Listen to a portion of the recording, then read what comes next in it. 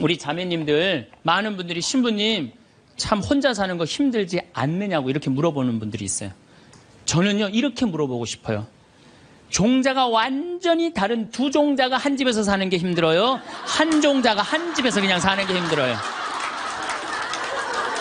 어느 게 힘들어요? 종자가 완전히 다른 두 종자가 한 집에서 사는 게 힘들어요. 부부로 사는 게 쉬운 일이 아니에요. 그래서 30년, 40년, 50년 그 안 맞는 거 맞춰가면서 산다는 게 쉬운 일이 아니에요. 참 예수님, 네, 지금 생명을 살리는 말씀이라는 주제로 이야기를 나누고 있습니다. 우리 인간은 말이라는 것처럼 중요한 게 없는데 이 말을 잘 사용하느냐, 사용하지 못하느냐에 따라서 그 공동체가 행복하기도 하고 그 공동체가 불행하기도 합니다. 내가 또 복을 불러오는 말을 하는 사람이 있고 복을 차는 말을 하는 사람도 있습니다. 그래서 과연 나는 생명을 살리는 말씀을 하는 사람인가, 좋은 열매를 맺는 말씨를 뿌리는 사람인가, 아니면 입만 열무는 기분 나쁘게 하는 말투를 던지는 사람인가, 이 이야기를 나누고 있습니다. 근데 이게 부부끼리 가장 많은 상처를 주는 것 같아요. 지난주 끝에도 잠깐 말씀드렸듯이 나도 남자지만 참 여자를 이해하기가 힘들어요. 제가 이렇게 한 2년 전에 제가 위암 수술을 했어요. 그래갖고 이제 이 위를 암 환자들은 온도가 42도가 넘어가면 재발하지도 않고 암이 죽는데요. 그래서 이제 제가 찜질방을 잘 가요. 찜질방을 잘 가는데 아주 뜨거운 찜질방을 잘 가는데 얼굴이 알려졌잖아요. 그래갖고 아는 사람들이 많아요. 그래갖고 수건을 뒤집어 쓰고 찜질방에 가서 앉아 있어요.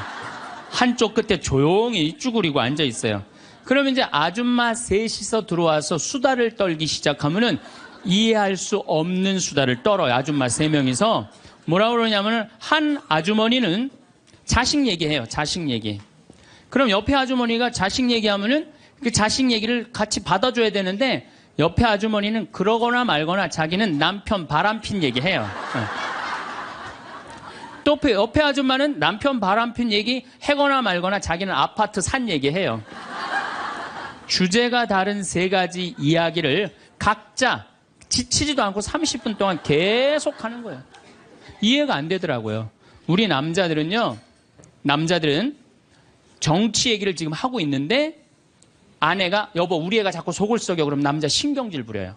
여보 나 지금 정치 얘기 하고 있잖아 지금. 정치 얘기 끝나면은 그 다음에 자식 얘기해. 남자는 한 번에 한 가지 주제만 얘기를 해요. 근데 여자는 동시에 3가지 얘기를 동시에 하는 거야. 기분도 안 나빠하면서 계속 얘기하는 거예요. 기분도 안 나빠하면서 나는 왜 그런가. 근데 요즘 공부를 해보니까 이해가 되더라고요. 여자는 언어를 관장하는 뇌가 좌뇌에도 있고 우뇌에도 있대요. 머릿속에 말이 꽉 차 있는 거야. 말이 꽉 차 있으니까 말을 해야 돼. 그런데 말은 하긴 해야 되는데 또 들어야 되잖아. 근데 말을 하면서도 귀는 동시에 2가지를 구분해서 들을 수 있대요. 이게 무슨 얘기냐면은 한 아주머니는 자식 얘기 자기는 입으로 하면서 귀로는 남편 얘기도 듣고 아파트 얘기도 듣는 거야. 무시하는 게 아니야. 그냥 자기 각자 얘기하면서 상대방 얘기도 다 듣는 게 여자예요. 남자는 언어를 관장하는 뇌가 좌뇌 뒤에만 있어요. 좌뇌 뒤에. 그래갖고 남자들이 교통사고가 나고 좌뇌를 다치잖아요. 그러면은요 언어 상실이 온대요. 근데 여자가 교통사고 나고 좌뇌를 다치잖아요. 좌뇌를 다쳐도 전혀 말하는데 지장이 없대요. 아직도 우뇌가 남아있어서. 그리고 이런 이 부부가 남자하고 여자하고 부부싸움을 하잖아요. 그럼 남자는 또 흥분을 하면 그나마 좌뇌 뒤에 언어를 관장하는 뇌 기능이 없어져 버린대. 흥분하면. 그러니까 아내가 여보 당신 시집 와갖고 나 손에 물 안 묻히게 해준다 그러는데 당신 나 얼마나 고생시켰어. 결혼기념일을 챙겨줬어. 생일을 챙겨줬어. 우리 친정엄마를 챙겨줬어. 나 여행을 보내줘서 막 따지면은 남편들이 대꾸를 해야 되는데 이게 어디 있는 줄 알아야지. 대꾸를 해야 어디 있는 줄 알아야지. 그래갖고 대부분의 남자들의 반응이 어떠냐면 그거 30분 동안 계속 어이 하다가 끝나는 거예요. 여자는 그냥 좌뇌에 있는 거 쏟아내고 우뇌에 있는 거 쏟아내고 막 30분 동안 그냥 있는 대로 공격을 하고 난 다음에 여자는 할 얘기 다 했어요. 그 남자가 그게 시끄러. 그리고 여자는 자기 하고 싶은 얘기 다 하면은요 원도 한도 없어요. 부엌에 가갖고 아무 일도 없다는 듯이 설거지해요. 그럼 그때부터 남자들이 신경질이 나는 거예요. 왜 신경질이 나냐면 왜 내가 그때 그 적절한 대답을 왜 찾아내지 못했을까? 막 신경질이 나는 거예요. 그래갖고 막 쇼파 던지고 신경질을 부리면은 아내가 부엌에서 아무 일도 없다는 듯이 아내가 한마디 해요. 나와서 이 사람은 무슨 말만 하면 승질을 부린다고. 그러니까 말싸움으로 아내를 이길 수가 없어요. 남자는요 여자하고 말싸움 해갖고 이길 수가 없어요. 나는 우리 천주교 신부 중에 수녀님하고 싸워갖고 이겼다는 신부를 본 적이 없어.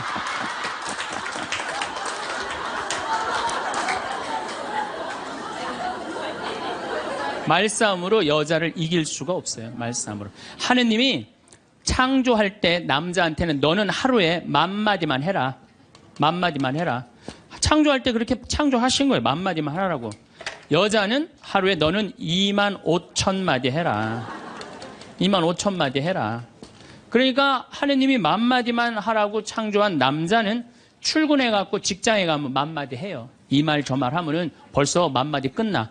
집에 들어오면 더 이상 말할 수가 없어. 아니 하느님이 10,000마디만 하라고 그래서 10,000마디만 하고 들어온 거야. 집에 들어와서는 더 이상 할 얘기가 없는 거예요. 할 의무 끝냈어. 근데 우리 여기 있는 자매님들도 남편 출근하고 애들 학교 가도 혼자 있으면서도 10,000마디 해요. 멸치 대가리 따면서 너는 어디서 잡혀서 우리 집에 왔니? 꽁치 다듬으면서 너도 어디서 잡혀서 왔니? 그리고 막 텔레비 보면서도 텔레비하고도 얘기해요. 그냥 텔레비하고도 얘기해요. 막 텔레비하고도 얘기하고 그렇게 10,000마디 해요. 10,000마디 하고 저녁에 이제 몇 마디가 남았냐면 15,000마디가 남은 거야. 이 15,000마디를 누구하고 하고 싶으냐면 남편하고 하고 싶은 남편. 그래갖고 저녁 차려주고 남편한테 여보 그 옆집 여자 말이야. 아 오늘 저녁에 같이 저녁 찬거리를 사러 시장에 나갔는데 그 여자는 김치찌개 거리를 돼지고기 한 근만 사면 되는데 5근이나 사고 정신 나간 여자야. 그러니까 그냥 살림이 그 모양이지. 이랬는데 남자는 이미 더 이상 말하기 귀찮은 거예요. 그래서 남편이 한마디 해요. 쓸데없는 소리 하지 말고 부엌에 와서 국이나 더 떠오라고. 그럼 여자는 미치는 거예요. 아직도 15,000마디가 남아있는데 국 떠오라고 그러면 미치는 거예요. 근데 저도 이 말에 저도 동감을 해요. 왜냐하면 저는 10,000마디만 하게 창조된 인간이잖아요. 그런데 나는 이렇게 강의를 하면 10만 마디를 해. 10만 마디. 10만 마디라니까 사실은 난 사제관에 우리 생태마을에서 강의하고 사제관에 딱 밥 먹으러 저녁에 내려가잖아요. 한마디도 하기 싫어요. 한마디. 근데 우리 밥 해주는 자매님이 밥하고 난 다음에 뭐 이런저런 얘기할 거 아니에요. 뭐 개도 내가 5마리 키우니까 개 얘기도 하고 뭐 좀 대꾸하기가 싫은 거예요. 그래서 한동안 대꾸를 안 했어요. 대꾸를 안 하니까 굉장히 기분이 나쁘잖아요. 신부님이 대꾸를 안 하니까 안 되겠더라고요. 그래서 하루는 불러서 내가 얘기를 했어요. 남자는 하루에 10,000마디만 하게 창조됐는데 내가 10만 마디를 한다. 그래서 나는 정말 대꾸하기가 싫다. 한마디도 하기 싫다. 그냥 밥만 먹고 싶다. 나한테 앞으로 말 시키지 말아라. 제가 얘기를 했어요. 얘기를 했는데도 그래도 우리 자매님도 여자인지라 말을 하잖아요. 그럼 막 말을 하는데 내가 얘기했는데 말하니까 신경질을 나잖아. 내가 인상을 딱 쓰면은 자매님이 한마디예요. 신부님 대꾸하라는 게 아니야. 그냥 나 떠드는 거니까 그냥 밥만 먹으라는 거야.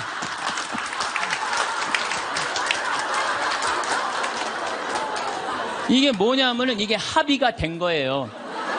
합의가 된 거야. 그러니까 그냥 떠들어 그냥 떠도 난 대꾸 안 하는 거 이해하고 떠드는 거 이해되는 거야 서로. 내가 보기에는 많은 부부들이 특히 우리 자매님들이 남편이 막 목석같이 있으면 이런 말을 해. 나는 사는 게 하나도 재미가 없다. 그러죠? 남편이 목석 같으니까. 그런데 남편이 목석이 아니에요. 원래 창조되기를 그렇게 창조된 거예요. 10,000마디만 하게 창조된 거예요. 그러니까 여러분들은 유일한 실수는 10,000마디밖에 할 줄 모르는 인간이랑 결혼한 게 유일한 실수예요. 더 놀라운 건 뭐냐 하면은 한 아주머니는 자식 얘기하고 한 아주머니는 남편 얘기하고 한 아주머니는 아파트 얘기하면서 손으로는 달걀을 까먹어 간다는 거예요.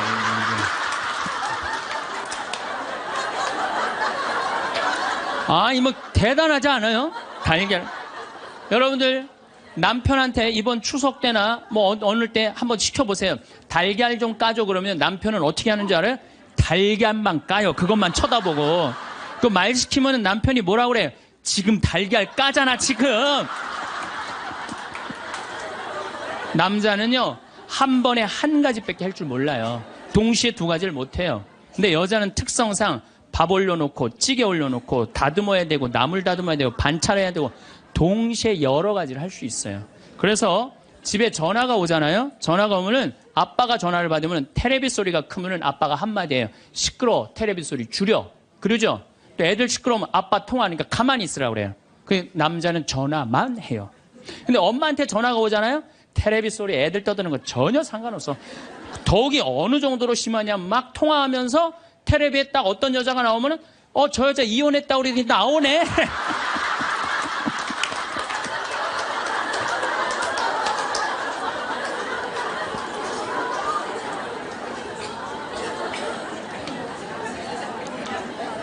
이게 무슨 얘기냐면은 언어에 있어서 여자가 남자보다 뛰어납니다. 언어에 있어서. 제가 한번 뭐 고등학교 강의를 갔는데 한 10년 전 얘기예요. 강의를 갔는데 그해 경기도에 영어 선생님 172명을 뽑았는데 여자가 170명, 남자가 2명 됐대요. 언어에는요 여자가 탁월한 능력을 갖고 있어요. 남자는 말주변이 없어. 말주변이 없게 돼 있어요. 근데 문제는 언어만 뛰어난 게 아니에요. 여자가 시각도 뛰어나요. 시각도. 우리 눈에는 광수용체가 있어. 빛을 받아들이는 수용체, 짝대기, 사각형 짝대기가 1억 3천만 개가 있어요. 이게 남자, 여자가 다 있어요. 근데 이 1억 3천만 개는 하얀색, 빨간색, 까만색, 파란색만 구분하는 거예요. 남자들은 이 광수용체 1억 3천 거, 요것만 있어요. 남자들은 색깔 구분을 4가지만 해요.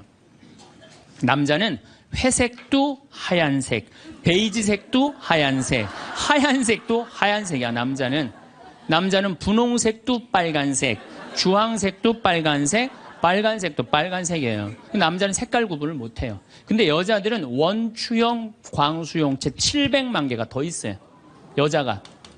그래갖고 이건 온갖 색깔을 구분하는 거예요. 그러니까 나는 아직도 카키색이 무슨 색인지 몰라요. 카키색, 잿빛색, 쥐오리색, 뭐 별색을 다 얘기해 여자들은. 그런 구분이 다 되는 거예요. 여자들은 생겨 먹은 것 자체가 그렇게 생겨 먹은 거예요. 색깔. 그러니까 4가지 색깔밖에 구분하지 못하는 남자와 온갖 색깔을 구분하는 여자하고 부부야. 그 부부가 옷 사러 나가면 싸울 것 같아, 안 싸울 것 같아? 싸워요. 왜냐하면 남자는 다 그게 그거 같으니까 아무거나 딱 붙잡아. 여보 가자 그러면 아내가 답답해 보이잖아요. 여보 지금 당신 얼굴 색깔하고 그 옷 색깔하고 맞다고 생각해? 안 어울리잖아. 가만히 있어봐. 그래갖고 이거 들었다 놨다 저것 들었다 놨으면 남편이 신경질이 나는 거. 뭘 저렇게 까다롭게 고르느냐. 아무거나 그냥 입고 가지. 그러니까 남자들하고 여자하고 싸울 수밖에 없어요. 싸울 수밖에 없어요.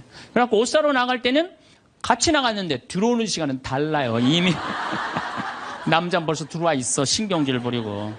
그러니까 색깔 구분 때문에 그래. 색깔 구분. 그런데 남자들은 옛날에 사냥하던 버릇이 있어서 시각이 터널형 시각을 갖고 있어요. 멀리 사슴을 발견해야 돼. 곰도 발견해야 되고. 그래서 멀리 이렇게 쪼여서 보는 습관이 있어요. 남자들은. 멀리 있는 걸 잘 봐요. 남자들이. 그런데 요즘 남자들이 사냥을 해요? 안 해요? 안 해요. 쪼여 보는 습관은 있는데 사냥을 안 하니까 요걸 남자들이 어디다 쓰냐면 잔치집에 가면은 이쁜 여자가 있으면 그걸 쪼여서 봐요. 금방 누구한테 들켜요? 마누라한테 들키는 거예요. 이쁜 여자 처음 보냐고. 어떻게 알았지? 왜 몰라? 이렇게 쪼여서 보고 있는데. 그래서 참 재미난 통계가 있어요.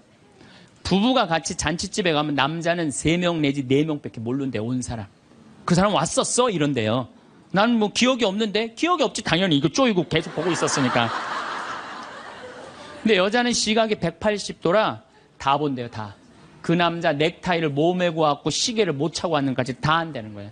여자. 그래서 보통 정신적인 바람을 피는 걸 보면은 남자는 3명 정도 피는데 여자는 30명 정도 이미 피고 들어와요. 그런데 이게 이 터널형 시각을 가진 남편한테 아내가 심부름을 시킵니다. 여보, 냉장고에서 냉장고에서 치즈 좀 꺼내와. 그러면 이 남자들이요, 딱 냉장고만 열면요, 답답한 거예요. 이놈의 치즈가 어디 있는 거야, 이게. 터널형으로 보니까 이게 안 보이는 거예요, 치즈. 못 찾아요. 그 좁은 그 냉장고 안에 있는 그걸 못 찾아요. 그래갖고, 아니, 치즈가 어디 있다고 그래. 나 못 찾겠는데. 그러면은 안에는 이게 180도 시각이기 때문에 뒷꼭지에도 시각이 있어요. 그래갖고 딱 냉장고 문을 열고 들여다도 안 봐요. 들여다도 안 보고 딱 손 넣고 딱 꺼내갖고 남편 코앞에 딱 들여대는 거예요. 이걸 못 찾느냐고. 그러면요, 남자들은요, 깜짝깜짝 놀라는 거예요. 아내의 능력에 대해서 놀라는 거예요. 그래갖고 결혼 생활 한 20년쯤 한 부부들을 보면은요, 아내가 부엌에서 소리만 지르면요, 남편은 경기를 일으키는 거예요. 이번 또 내가 뭘 잘못해갖고 저 소리를 지르는 거야. 그냥 남자들이 눈치가 없어요, 눈치가. 네, 말주변 없지, 눈치 없지. 그렇죠? 눈치가 없어요, 남자들이. 참, 그러니까 남자들이 어느 정도로 눈치가 없느냐면은 아내가 지금 자기를 미워하는지, 괴로워하는지 몰라요. 언제 아느냐면 귀싸대기를 맞아야지 알아요. 귀싸대기를 네. 귀싸대기를 딱 맞아야지, 아, 이거 지금 우리 마누라가 심각하구나. 아니면 아내가 눈물을 뚝뚝 흘릴 때 그때서 느끼기 시작하는 거예요. 정말 답답한 거죠. 그러니까 말주변 없지, 눈치 없지. 근데 아까도 말씀드렸지만, 어제도 말씀드렸지만은 이게 40까지, 50까지 살 땐 아무 문제가 없어요. 이게 100년 살면서요, 한 집에서 답답해서 못 살아요, 둘이. 답답해서 못 살아요. 아니, 말주변이 있나, 눈치가 있나. 거기 더 미치는 건 뭐예요? 청각이 떨어져요, 남자가. 청각이 떨어져요. 보통 개는 10만 사이클 정도 듣는다고 해요. 10만 사이클. 10만 사이클 듣고, 그 다음에 어린아이들은 3만 사이클 정도는. 그래서 초등학교 아이들, 중고등학교 아이들이 헤비메탈 음악이 좋아해요, 걔네들. 헤비메탈 음악 좋아하고, 엄마는 짜장면을 시켜서 혼자 먹고 나는 뭐 찌꺼기만 먹었어, 뭐 이런 랩 음악 걔네들은 다 들려요. 다 들려, 걔네들은. 여러분들은 잘 안 들리죠? 네. 얘네들이 3만, 엄마들은 2만 사이클 정도, 2만 사이클. 그러니까 젊은 부부가 같이 잠을 자갖고 건너방에서 애가 울잖아요? 그럼 누구 귀에만 들리느냐면 엄마 귀에만 들려요. 그래갖고, 여보, 나 너무 힘들어. 오늘 애하고 하루 종일 씨름을 해갖고 내가 힘들어서 못 일어나니까 당신이 일어나서 좀 나가봐. 이러면은 대부분의 남편들이 이렇게 말한대요. 아무 소리도 안 들리는데 뭐가 들린다 그래. 예민하게 굴지 말고 잠이나 자. 그러면은 누가 일어나서 나가느냐면은 아내가 일어나서 나가는 거, 엄마가 일어나서 나가는 거. 그러니까 아내들은 남편하고 살면 살수록 더 답답한 거야. 말주변이 있나, 눈치가 있나, 말귀를 알아듣나.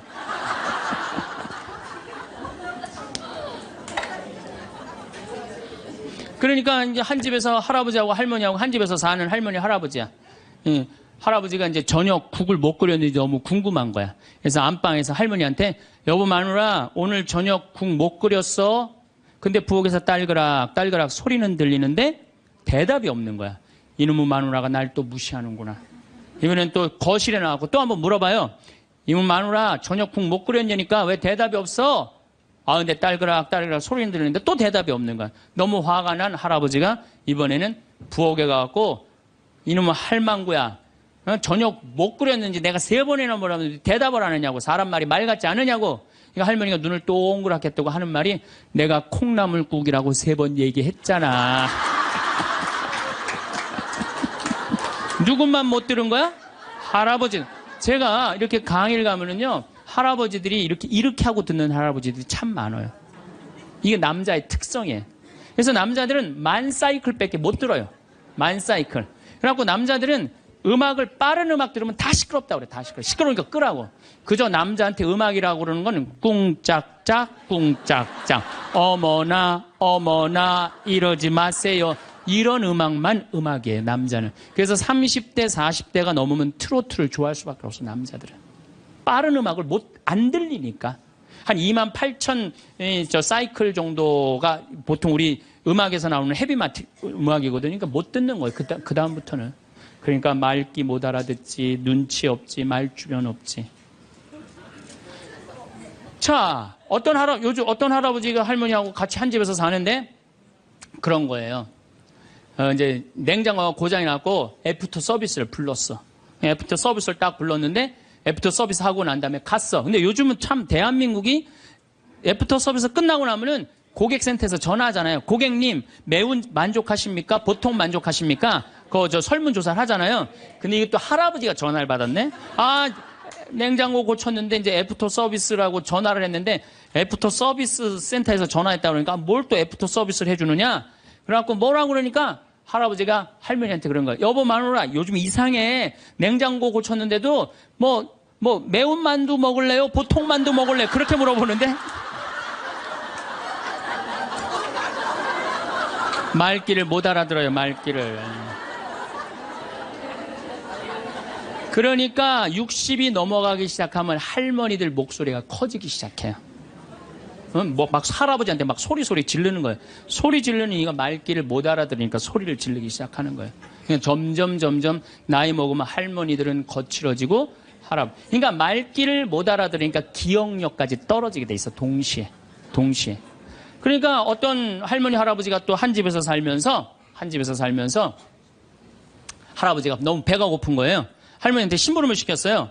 여보 마누라 좀 부엌에갖고 냉장고에서 우유하고 아이스크림 좀 갖다 줘. 나 배가 고파. 그랬더니 할머니가 막 일어나면서 가려고 그랬어요. 그랬더니 할아버지가 신경질을. 이놈의 마누라야 그냥 가면 어떻게 가다가 까먹으면 어떻게 하려고 그냥 가냐고.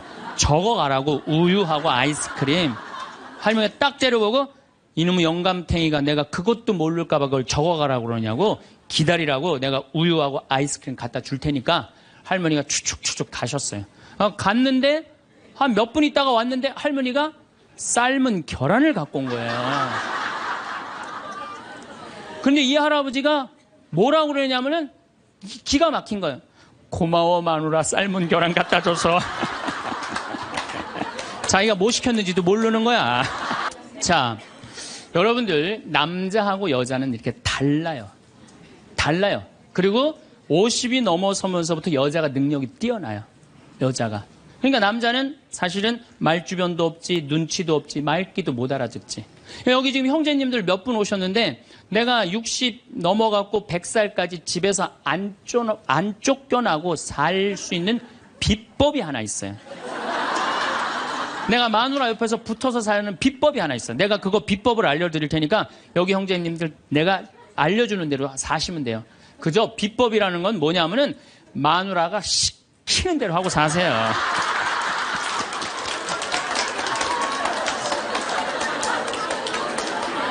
밥 먹으라고 그러면 밥 먹고 이 옷 입으라면 이 옷 입고 저거 입으라면 저거 입고 어디 갔다 오라면 갔다 오고 그러지 뭐 자기 뜻을 밝히지 마세요. 자기 뜻을. 그래야지 안 쫓겨나고 살 수 있어요. 시키는 대로 하고 살면 돼. 시키는 대로. 그래서 여러분들 혹시 우리 자매님들 내 남편이 참 목석 같다. 오늘 이해가 돼요 안 돼요? 이해가 되죠? 구박하지 마세요. 원래 생겨 먹은 게 그런 거니까.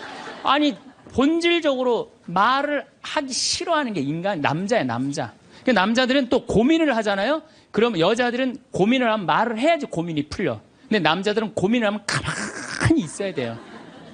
그러니까 로댕에 생각하는 사람이 100년 전에 이러고 있는데 아직도 이러고 있대잖아. 아직도.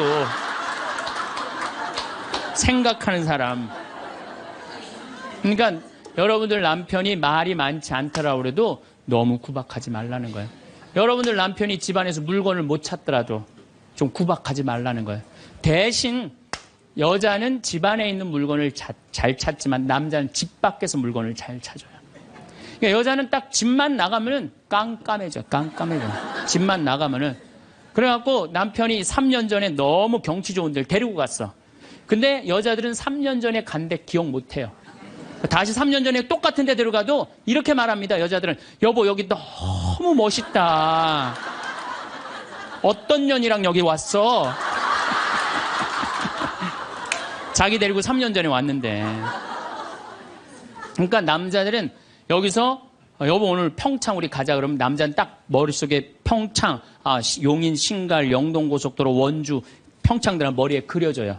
근데 여자들은 딱 평창 아무 생각 없어요. 그냥 나오는 거예요. 그냥 아무 생각 어디 있는지 몰라요. 그래서 남자들도 이런 면에서는 이해를 해야 돼요. 여자가 말이 많은 거 당연한 거예요. 언어 능력이 뛰어나니까. 또 길을 못 찾는 거 당연한 거예요. 집안에서 살림은 잘하지만은 공간 인지 능력이라는 게 떨어져요. 그래갖고 그냥 거기 찾아오라고 그래도 못 찾아오잖아요. 근데 남자들이 병신 같은 게 그것도 못 찾느냐고 이렇게 말할 필요가 없다는 거예요. 아, 우리 마누라는 집안에서 물건은 잘 찾고 집 밖에서는 길을 못 찾는구나. 나는 집 밖에서 길을 잘 찾고 집안에서 물건을 못 찾고. 서로 이해가 되면은요, 크크크 치치치 카카카 하고 안 싸워요. 서로 이해가 되면은 서로 안 싸우게 돼 있어요. 서로 이해가. 근데 우리는 서로 상대방, 남자의 특성, 여자의 특성을 모르기 때문에 상처 주는 말을 하는 거예요. 자, 결정적으로 문제가 또 하나 있어요. 피부에 문제가 있어요. 피부. 남자는 여자보다 피부가 4배 두꺼워요. 특별히 등가죽 같은 경우는 10배 정도 더 두꺼워요. 10배 정도. 등가죽은 남자가 훨씬 두껍습니다. 그러니까 보통 남자들은 이 피부가, 여자가 4분의 1이 피부가 얇아요. 남자가 4분의 4라고 그러면은 여자는 4분의 3은 지방이야, 지방. 그래서 여자를 만지면 부들부들한 이유가 뭐예요? 피부가 얇기 때문에 그래요. 그 나이가 60이 되면은 60, 똑같은 부부가 60이야. 여자가 먼저 늙을까요? 남자가 먼저 늙을까요? 여자가 훨씬 먼저 늙어요. 피부가 얇으니까 금방 처지는 거예요. 목에도 이게 처지고. 남자는 뺑뺑해. 피부가 두꺼워서 안 늘어져요. 안 늘어져. 그러니까 여러분들 부부싸움 할 때 이런 철면피 같은 인간 그리고 싸우죠? 철면피 같은 인간이 아니라 철면피예요. 두꺼워서. 그러니까 감각이 둔해요. 남자들이. 감각이 둔해요. 저는 어렸을 때 성당에 교리 배우러 가잖아요. 교리 배우러 가면은요, 토요일 날 이제 교리 배우러 가면은 막 중고등학교 때 여자애들이 만나면 막 깍지 끼고 막 팔짱 끼고 막 끌어안고 난 이해가 안 됐어요. 왜냐면 우리 남자들은 팔짱 끼고 끌어안고 그런 거 안 하거든요. 왔어? 잘 지냈어? 이걸로 끝이지. 근데 여자애들은 막 서로 끌어안고 막, 저는 그 중학교 때 쟤네들이 무슨 뭐 성적으로 문제가 있나 이런 생각이 들었어요. 근데 더 이해가 안 갔던 건 뭐냐면은 그렇게 여자애들 셋이서 막 끌어안고 막 난리를 치다가 화장실에 오줌 누러 갈 때 3명이 팔짱 끼고 같이 가는 거. 난 그게 이해가 안 되더라고요. 우리 남자들은요, 아무리 친한 친구가 있어도 오줌 마리 올 땐 그냥 혼자 갔다 와요. 어디가 그럼 뭐라 그랬나? 오줌 누러 가. 그리고 혼자 가요. 남자들이 아무리 친해도 야, 오줌 마리 오니까 우리 오줌 누러 같이 가자. 이런 남자 한 명도 없어요. 근데 여자들은 야, 우리 화장실 가는데 같이 가자. 그러고 가요, 같이. 그러니까 보통 여자들이 이게 무슨 얘기냐면 이마만큼 다정다감한 존재. 여자들이 다정다감하기 때문에 여러분들 우리 자매님들 제가 성당에서 그런 거 참 많이 봐요. 이렇게 얘기해보면 남자들은 서로 마주보고 얘기를 해요. 근데 여자들은 성당에서 보면은 친한 자매들을 보면은 말이 통하고 마음이 통하잖아요. 그럼 바로 옆에 가고 허벅지 기대고 같이 기대면서 등짝을 쳐가면서 얘기해. 어머 맞다 얘. 네 말이 맞아 얘. 그러니까 피부가 4분의 3, 여자가 겨울에 추위를 잘 견디는 이유도 이 지방층 때문에 여자가 훨씬 잘 견뎌요. 그래서 여자들이 난 겨울에 막 반팔 입고 다니면 저것들 뭐야 이랬거든요. 근데 이게 지방층이 있기 때문에 추위를 덜 타는 거예요. 근데 이 지방층은 어떤 역할을 하냐면 포옹을 하잖아요. 그럼 남자는 피부가 4배 두껍기 때문에 감각이 둔해요. 포옹을 해도. 좋은지 나쁜지 잘 몰라요. 근데 여자는 딱 끌어안으면 10배 압박감을 느낀대. 10배. 여자가 10배 행복한 거 남자고 여자가 끌어안으면은 처음엔 남자가 신기해서 끌어안지만 나중에 시간이 지나면 여자가 자꾸 끌어안으려고 그러는 느낌이 좋으니까. 그러니까 감각이 둔한 남자하고 감각이 센서티브한 예민한 여자하고 한 집에서 살면요 갈등이 있게 돼 있어요. 갈등이. 남자는 점점 안 만지려고 그래. 점점 안 만지려고 그러고 여자는 자꾸 만지려고 그러고 느끼려고 그러고. 그러니까 보통 집에서 남편이 아파서 눕잖아요. 그러면 아내들이 난리가 나요.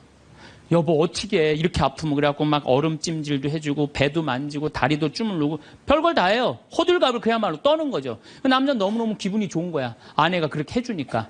근데 반대로 아내가 아파 눕잖아요. 그럼 남자들이 어떻게 할 줄을 몰라요. 기껏 한다는 게 한 5m 떨어져갖고 많이 아파?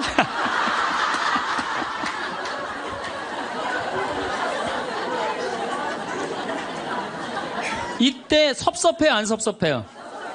제가 이런 상담을 정말 많이 받았어요. 신부님, 내가 병원에 입원해갖고 누웠는데 남편이 와갖고, 남편이 이제 저녁에 이제 퇴근하고 와갖고 한다는 게 문 딱 열더니, 아이 참, 어떻게 하면 좋아? 아이 참, 이거 어떻게 하면 좋아? 그리고 난 나가서 담배 한 대 피고 올게. 그리고 나가서 한참에 담배 한 대 피고 오더니 또 방에 들어와, 병실에 와갖고, 아이 참, 어떻게 해줘? 나 갈게. 그리고 간대요. 그때 섭섭한가, 그때. 여자들은. 내가 자기 자식 새끼 키우느냐고 이렇게 아픈데 저렇게 여자들은 만지고, 고생했다 그러고, 아유, 살림하는 게 얼마나 힘들어요. 손도 주물르고, 다리도 주물르면은 마음 안 있는 병, 육신의 병까지 다 날 텐데. 기껏 한다는 게 많이 아파. 그리고 아내가 한 3일 동안 알아놓으면 남자는 불편한 건 딱 하나예요. 밥 못 얻어먹는 거. 짜장면을 시켜 먹어야 되나, 짬뽕을 시켜, 라면을 끓여 먹어야 되나. 그렇게 하다가 아내가 이제 퇴근을 했는데, 부엌에서 딸그락 소리가 들리는 거야. 드디어 우리 마누라가 다 낫나 보다. 그럼 남자는 생각은 딱 한 가지야, 남자는. 스킨십 이런 게 아니고 밤에 자고 싶은 거 같이. 그래갖고 그냥 잠결에 아내 가슴에 손을 싹 댔는데 아내가 이 말하면 이 가정은 끝난 거예요. 남편 손을 딱 때리면서 내 몸에 손 대면 죽을 줄 알아, 이씨.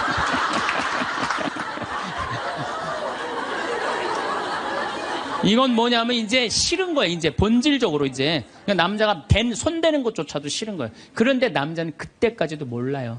내 아내가 얼마나 나한테 애정이 식어 있는지, 어떻게 찬 얼음이 돼 있는지 몰라요. 그러니까 귀싸대기를 맞을 때까지 모른다니까요.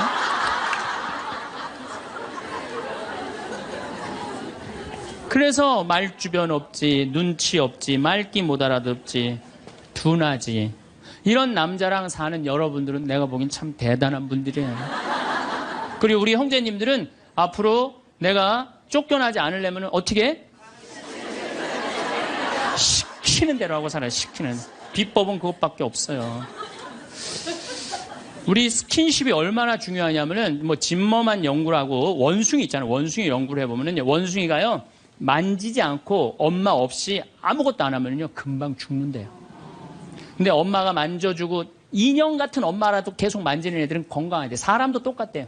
만져고 이렇게 뽀뽀해주고 이렇게 애들을 그냥 끌어안아주고 이런 애들은 감기도 안 걸리고 설사도 안 걸리고 기침도 안 한대요. 사람은 만지는 게 그렇게 중요한 거예요. 근데 우리나라 사회는 만지는 훈련이 안 돼 있어요. 이게 잘못 훈련이 돼 있지. 또 만져도 잘못 만져갖고 이상하게 감옥에 들어가고 막. 가족끼리 다정한 스킨십이. 저는 요즘 집에 가면 어머니 아버지를 꼭 안아줘요. 헤어질 때도 꼭 안아줘요. 너무너무 좋아요. 저도 좋고, 아버지 처음에 어색해 하시더니 요즘 잘 안아요. 요즘 아버지도. 얼마나 좋아요. 우리 자매님들, 많은 분들이 신부님 참 혼자 사는 거 힘들지 않느냐고 이렇게 물어보는 분들이 있어요. 저는요, 이렇게 물어보고 싶어요. 종자가 완전히 다른 두 종자가 한 집에서 사는 게 힘들어요? 한 종자가 한 집에서 그냥 사는 게 힘들어요? 어느 게 힘들어요? 종자가 완전히 다른 두 종자가 한 집에서 사는 게 힘들어요. 부부로 사는 게 쉬운 일이 아니에요. 그래서 30년, 40년, 50년 그 안 맞는 거 맞춰가면서 산다는 게 쉬운 일이 아니에요. 기적이에요. 맞아요. 그래서 우리 여기 자매님들, 여러분들만 맞추는 거 아니에요. 사실 남편들도 맞춰요. 그러니까 남편한테 좀 기분 좋은 소리 해주세요. 남자는요, 말에 너무너무 녹아나요. 그러니까 남편한테 무슨 소리를 남자들이 제일 좋아하는지 제가 알려드릴게요. 여보, 당신 죽으면 나도 따라 죽을게. 이 말에 남자들은 뻑 가요. 뭐라 그러면서, 여보, 난 당신 믿고 살아왔는데 난 당신 없으면 난 아무것도 아니야. 당신 죽으면 나도 따라 죽을 거야. 그러면요, 남자들은 기분이 너무 좋아요. 따라 죽는다면은. 그리고 실질적으로, 통계적으로 보면은 부부 금슬이 너무 좋은 부부가 이렇게 하는데, 보통 아내가 먼저 죽으면, 한 80살 넘어서 아내가 먼저 죽으면, 부부 금슬이 너무 좋은 부부는요, 남자들이 6개월 이내에 죽는데요. 거의 같이 죽는데, 통계적으로 그렇대요. 그런데 놀라운 건 부부 금슬이 너무 좋은데 할아버지가 먼저 죽으면 할머니들은 안 죽는데요. 그러니까 할아버지들이 확인할 길이 있어? 죽으면 그냥 따라 죽을게. 그럼 남자들은 너무너무 행복하대요. 그래서 보통 정이 없는 부부가 한 집에서 살면은 정막강산이래. 나이 60, 70 넘어가고 한 집에서 살면 정막강산이래. 그런데 할머니가 먼저 돌아가시고 할아버지만 살아있으면 이건 망막강산이라, 망막강산. 그런데 할아버지가 먼저 돌아가시고 할머니만 살아있으면 이건 뭐냐면 금수강산이래, 금수강산. 네, 동창 신부가 가정사목연구소 우리 수원교구 송용호 신부가 전해준 참 재미난 얘기를 하더라고요. 이게 이제 아빠들이 이제 아버지 학교를 운영하고 계신데 아빠들이 이렇게 하다 보면은 아빠들이 보면은 자식들한테 애정 표현을 안 하잖아요. 한번 안아주고 뽀뽀해주고 이래야 되는데 안 하잖아요. 그러니까 숙제를 내준대요. 아이들 아침에 학교할 때 포옹하고 볼에다 뽀뽀해주라고. 그러면은 숙제를 못 해온대요. 아들들은 막 도망가고 엄마는 저기 막 딸들은 그런데 엄마한테 엄마 아빠가 미쳤나 봐. 날 끌어안고 막. 이게 가정이 아닌 거예요. 가정이 아닌 거예요. 그러니까 우리는 가족끼리 서로 말도 안 통해. 대화도 안 해. 그리고 이 스킨십도 없어. 그러니까 모양만 식구지 서로 애정이 없는 거예요. 서로 애정이 없는 거예요. 그래서 여러분들 이제 왜 우리가 심각하느냐. 제가 21세기는 노인의 시대라고 그러잖아요. 옛날에 50살 때까지 살 때는 아무 문제가 없었어요. 50살까지 살 때는 아무 문제가 없었는데 이제 100살까지 살아. 그리고 지금 50살 되신 분들은 110살까지 살아요. 그리고 지금 40대 되신 분들은 120살까지 살아요. 120살까지 살아요. 요즘 우리 수원교구에 신부님, 부모님들 이렇게 돌아가시는 거면 97, 98, 94, 93 다 그래요. 그럼 지금 90대에 돌아간다면 여러분들은 30년, 40년 후에는 몇 살에 죽을 것 같아요? 110살, 120에 돌아가시게 돼 있어요. 그러니까 의술이 축복이 아니에요, 늙어서. 의술은 저주예요, 늙어서는. 네. 100살 넘어갖고 죽고 싶은데도 의학으로 연명을 시키잖아요. 그런데 만약에 50살서부터 100살, 50년 동안 내 남편을 이해를 못해. 내 아내를 이해를 못해. 그래갖고 서로 답답하다고 크크크 치치치 카카카 이러고 싸우면서 50년을 사는 게 좋아요? 아니면은 남편이 말을 좀 안 해더라도 우리 남편은 맘마디밖에 못하는 사람이니까 내가 이해를 해야지. 냉장고에 물건 찾아오라면 물건 못 찾고 옷 찾으라면 그 장롱 안에 있는 옷도 못 찾잖아요. 그럼 내가 좀 찾아주고. 또 우리 형제님들은 아내가 좀 길도 못 찾고 바깥에서 능력이 떨어져도 안에서 살림을 하기 때문에 바깥을 못 해. 서로 이해를 하면은요, 서로 사랑스럽고 귀한 거예요. 그냥 상대방한테 잘 할 수 있는 거죠. 상대방한테. 자, 부부끼리도 말이 안 통하지만은 자식하고는 말 잘 통해요? 이게 이제 문제 중에 문제예요. 예? 부부끼리 안 통하면 내 속으로 난 자식하고라도 말이 통해야 되는데 자식하고 말이 안 통해. 자식하고. 근데 여러분들 1살서부터 20살 때까지 자식들한테 주로 무슨 얘기하고 사셨어요? 테레비 그만 끄고 공부해. 잠 좀 그만 자고 친구들하고 그만 놀고 공부해. 너 출세하려면 공부해. 20년 동안 한 얘기라고는 이 공부하라는 얘기밖에 안 한 거예요. 그러니까 자식하고 대화의 채널이 없는 거예요. 대화의 채널이. 여러분들 1살서부터 10살까지 아이가 부모를 더 사랑해요. 30살서부터 40살까지 아이가 부모가 자식을 더 사랑해요. 1살서부터 10살까지 자식은 부모를 훨씬 사랑해요. 왜? 여러분들은 30살, 40살 때 바빠요, 안 바빠요? 바빠요. 성당 모임에도 나가야 되고, 계모임, 친정, 시댁, 추석, 또 남편하고 중간에 싸우고 뭐 이런 거 얼마나 바빠요. 그 중에 애를 키우는 것 뿐이에요. 근데 많은 사람들은 우리는 자식을 사랑한다고 생각해. 전혀 사랑하는 게 아니에요. 그건 사랑하는 게 아니에요. 근데 애들은 5살, 6살짜리 애는 오로지 누구밖에 없어요? 엄마밖에 없잖아요. 여러분들 5살짜리 아이가 엄마 오늘 저녁 혼자 먹어야 될 것 같은데 나 오늘 좀 계모임 있어서 나갔다 올게. 그런 애들 있어요, 없어요? 없어요. 오로지 누구만 바라봐라?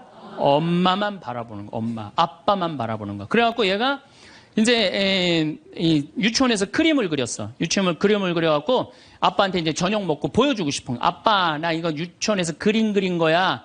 그런데 아빠는 이미 맘마디 해서 더 이상 말하기 싫어. 이제 야구 보고 싶어. 아빠가 한마디 해. 아빠 지금 텔레비전 보니까 엄마한테 가 있으면 아빠가 나중에 놀아줄게. 그리고 얘를 거절해요.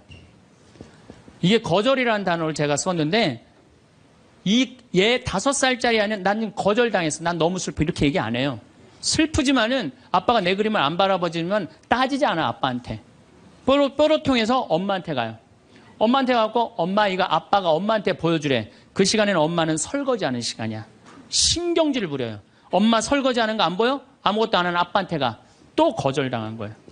그래서 얘가 몇 살 때까지 거절당하냐면 10살 때 초등학교 3학년 때까지 거절당하는 거예요. 초등학교 4학년 딱 올라가면서 얘가 부엌하고 거실 중간에 서서 결심합니다. 니네들이 내 말을 안 들어줘? 니네들이 내 말을 안 들어준다면 난 오늘부터 내 얘기 니네들한테 안 할 거야. 그리고 4학년 때부터 방문을 걸어 잠고 부모하고 얘기를 안 합니다. 그래갖고 아빠가 보고 싶어갖고 아빠는 그냥 계속 사랑한다고 착각하고 있는 거예요. 애는 이미 떠났는데. 그래갖고 보고 싶어갖고 한 5학년 때 문 딱 열면은 딸이 어떻게 할까요? 눈을 흰 눈동자 95% 까만 눈동자 확 뒤집고 내 방 왜 노크도 없이 들어오냐고. 그럼 대부분의 아빠들은 이때 뭐라고 표현? 저거 사춘기가 시작됐다고. 천만의 말씀이에요. 여러분들이 10년 동안 애를 밀어냈기 때문에 애가 자기 살 길 찾아간 거예요. 사춘기가 아니에요. 근데 많은 경우는 우리나라는 제가 사춘기 때 튀어나간다고 그래요. 제가 뭐 미국이나 캐나다나 호주나 이렇게 보면은 거기 사람들은 퇴근하면 집에 무조건 들어와야 돼요. 다른 데 갈 데가 없어요. 그러니까 계속 애들하고 어울리는 거야. 거기 대부분의 아이들은 참 부모하고 다정해요. 근데 우리나라는 다정한 자식하고 부모하고 다정한 중고등학교들 내가 본 적이 거의 없어. 100명 중에 한두 명 볼까 말까야. 대부분의 애들이 이상하게 부모를 밀어내요. 왜 저렇게 밀어낼까? 가만히 생각을 해보니까 부모가 밀어낸 거야. 부모가 애들 얘기를 안 들어준 거야. 많은 사람들이 저한테 그래요. 신부님 어쩜 그렇게 말을 잘하느냐고 그런 얘기를 참 많이 해요. 강의를 잘하느냐고. 제가 한 번은 저 파주의 경기도 저기 교장 교감 선생님 연수 때 내 강의를 갔어. 한 200명쯤 되는 교장 선생님들이야. 44살 때. 그분들 표정이 뭐 저런 게 우리 60살 먹은 교장들한테 강의를 왔느냐 그런 표정이에요. 근데 내가 강의를 한 20분 했는데 자세가 바뀌시더라고. 끝났는데 기립박수를 받았어요. 그래서 성당 안 다니는 교장 선생님들 저한테 와갖고 신부님 말을 신학교에서 가르치느냐고. 저는 신학교에서 가르치는 게 내가 가만히 생각해보면은 나는 어렸을 때 아버지가 내 얘기를 참 잘 들어줬던 것 같아요. 내가 무슨 말만 하면 아버지가 그렇게 웃으면서 들어주셨어요. 지금도 아버지가 이제 82살이신데 지금도 집에 가갖고 내가 막 수다를 떨면은 그렇게 기쁘게 들어주세요. 시끄러워 그만 떠들 이 소리를 난 잘하면서 한 번도 들었던 적이 없던 것 같아요. 한 번도. 그리고 막 난 어렸을 때 아버지 목 좀 만지는 걸 그렇게 좋아했어요. 목젖이 이렇게 튀어나오고 너무 신기하잖아요. 100번을 만져도 그냥 계셨어요. 그리고 아버지가 수염이 많아. 우리 집이 수염이 많아. 우리 사부자가 하루만 수염 안 깎고 앉아있으면 깜깜해요. 네. 그렇게 수염이 많아 우리 집이. 그러니까 어렸을 때는 아버지 수염 만지는 게 그렇게 좋았어요. 그래갖고 근데 아버지가 한 번도 거절을 하신 적이 없어. 거절을. 그러니까 난 어렸을 때 어머니가 막 내 얘기를 들으면 그렇게 아주 그냥 자지러지게 좋아하셨어요.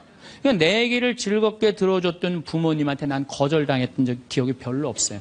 그런데 요즘 아이들은 많은 경우 부모한테 거절당하면서 살아요.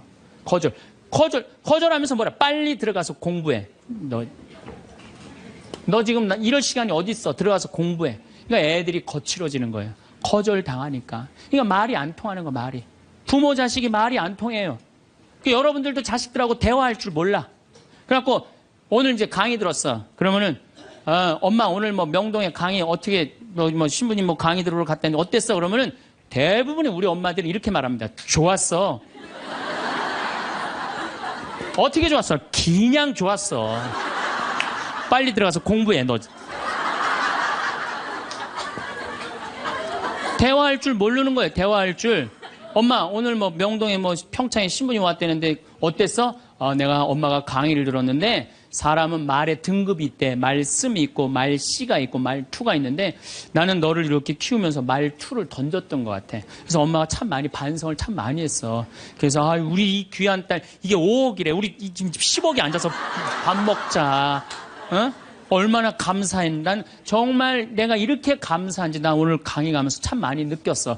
그래, 세상이 꼭 공부를 잘하는 거 그게 훌륭한 게 아니고 우리가 서로 아끼고 사랑하고 감사하면서 사는 게, 이렇게 대화를 하면 애들은 성숙해요.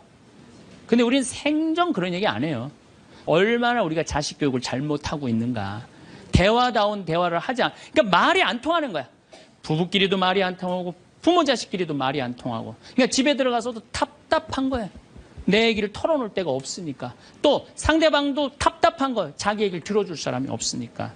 그래서 여러분들, 과연 나는 생명을 살리는 말씀을 하나, 좋은 열매를 맺는 말씨를 뿌리나, 아니면 정말 기분 나쁜 말만 골라서는 말투를 던지나, 이거 생각해보고 만나도록 합시다. 감사합니다.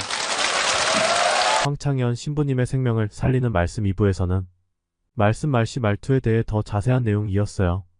복을 불러오는 말에 대한 명언은 긍정적인 생각과 태도를 강조하는 내용이 많습니다. 복을 불러오는 명언을 주제로 담은 명언 공유드립니다. 탈무드. 행복은 우리가 가진 것과 누리는 것, 그리고 감사하는 마음에서 온다. 멜로디 PT. 감사는 과거를 소중히 여기고 현재의 행복을 음미하며 미래에 대한 희망을 키운다. 멜리언 아서워드. 우리가 진정으로 감사할 때 우리의 마음은 더 많은 복을 받아들일 준비가 된다. 윌리엄 제임스. 긍정적인 생각은 긍정적인 결과를 가져온다. 루이자 메이 올콧. 마음이 변하면 모든 것이 변한다. 벤저민 프랭클린. 복은 준비된 마음과 긍정적인 태도에서 온다. 세네카. 감사하는 마음은 모든 복의 시작이다. 마르셀 프루스트. 감사의 마음은 마음을 풍요롭게 하고 삶을 축복으로 가득 채운다. 아리스토텔레스. 행복은 우리 자신에게 달려있다. 오프라 윈프리. 자신을 믿고 삶을 긍정적으로 바라보면 세상은 당신에게 더 많은 복을 가져다 줄 것이다. 이 명언들은 긍정적인 태도와 감사하는 마음이 복을 가져다 줄 수 있음을 강조하고 있습니다. 오늘도 건강과 평온이 함께. 감사합니다. 그래서 인간으로 살아가는 한 외로울 수밖에 없어요. 그래서 하이데거라는 철학자는 뭐라고 하냐면, 인간은 세상에 내던져진 존재라고. 내던져진 존재. 여기 여러분들 중에 태어나고 싶어서 태어나신 분들 계세요? 한 분도 없죠? 내던져진 거예요, 세상에. 귀양 내던져질 거면 삼성 이건희 회장님 집에 내던져지든지, 아니면 정주영 회장님 집에 내던져지든지, 그러면 그냥 팔자라도 편안할 텐데, 내던져지고 보니까 그냥 똥구멍이 찢어지게 가난한 집에 그냥 내던져진 거야. 그래갖고 그냥 인생 그냥 피곤한 거죠.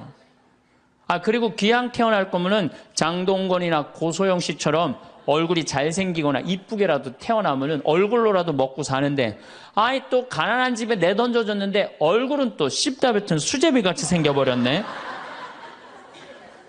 요즘은 그냥 막 텔레비전 막 이런 시대 아니에요. 그래갖고 그냥 키 크고 잘생기고 막 이런 거에 그냥 뭐든지 그냥 사람들이 그냥 눈이 멀어 있잖아요. 근데 그냥 생긴 건 씹다 뱉은 수제비 같이 그냥 이렇게 살아가는 사람들은 인생을 힘들게 살아갈 수밖에 없다는 거예요. 그런데 그런 사람들이 95%가 그렇다는 거예요.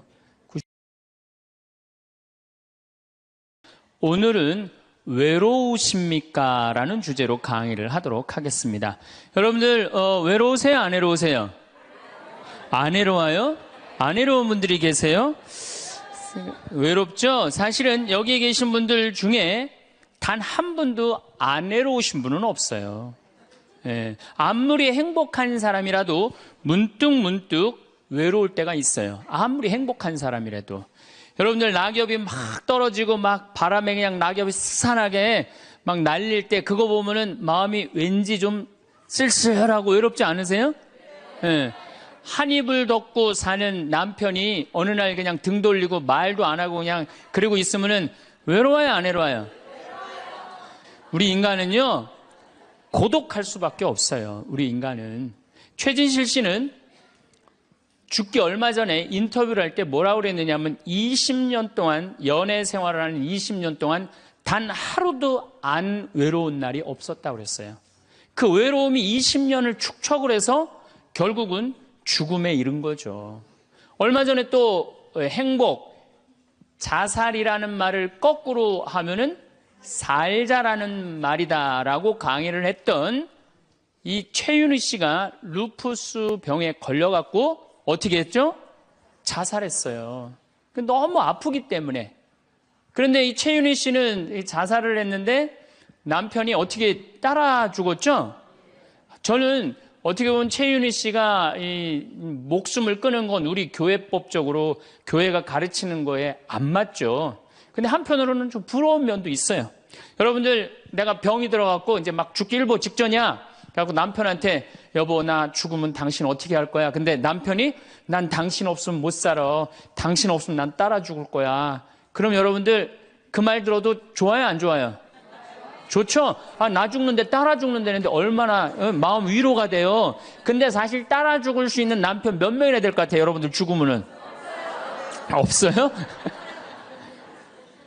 어쨌든 아무리 행복론을 강의했던 그 당사자도 그 병이라는 그 고통에 이기질 못했던 거죠.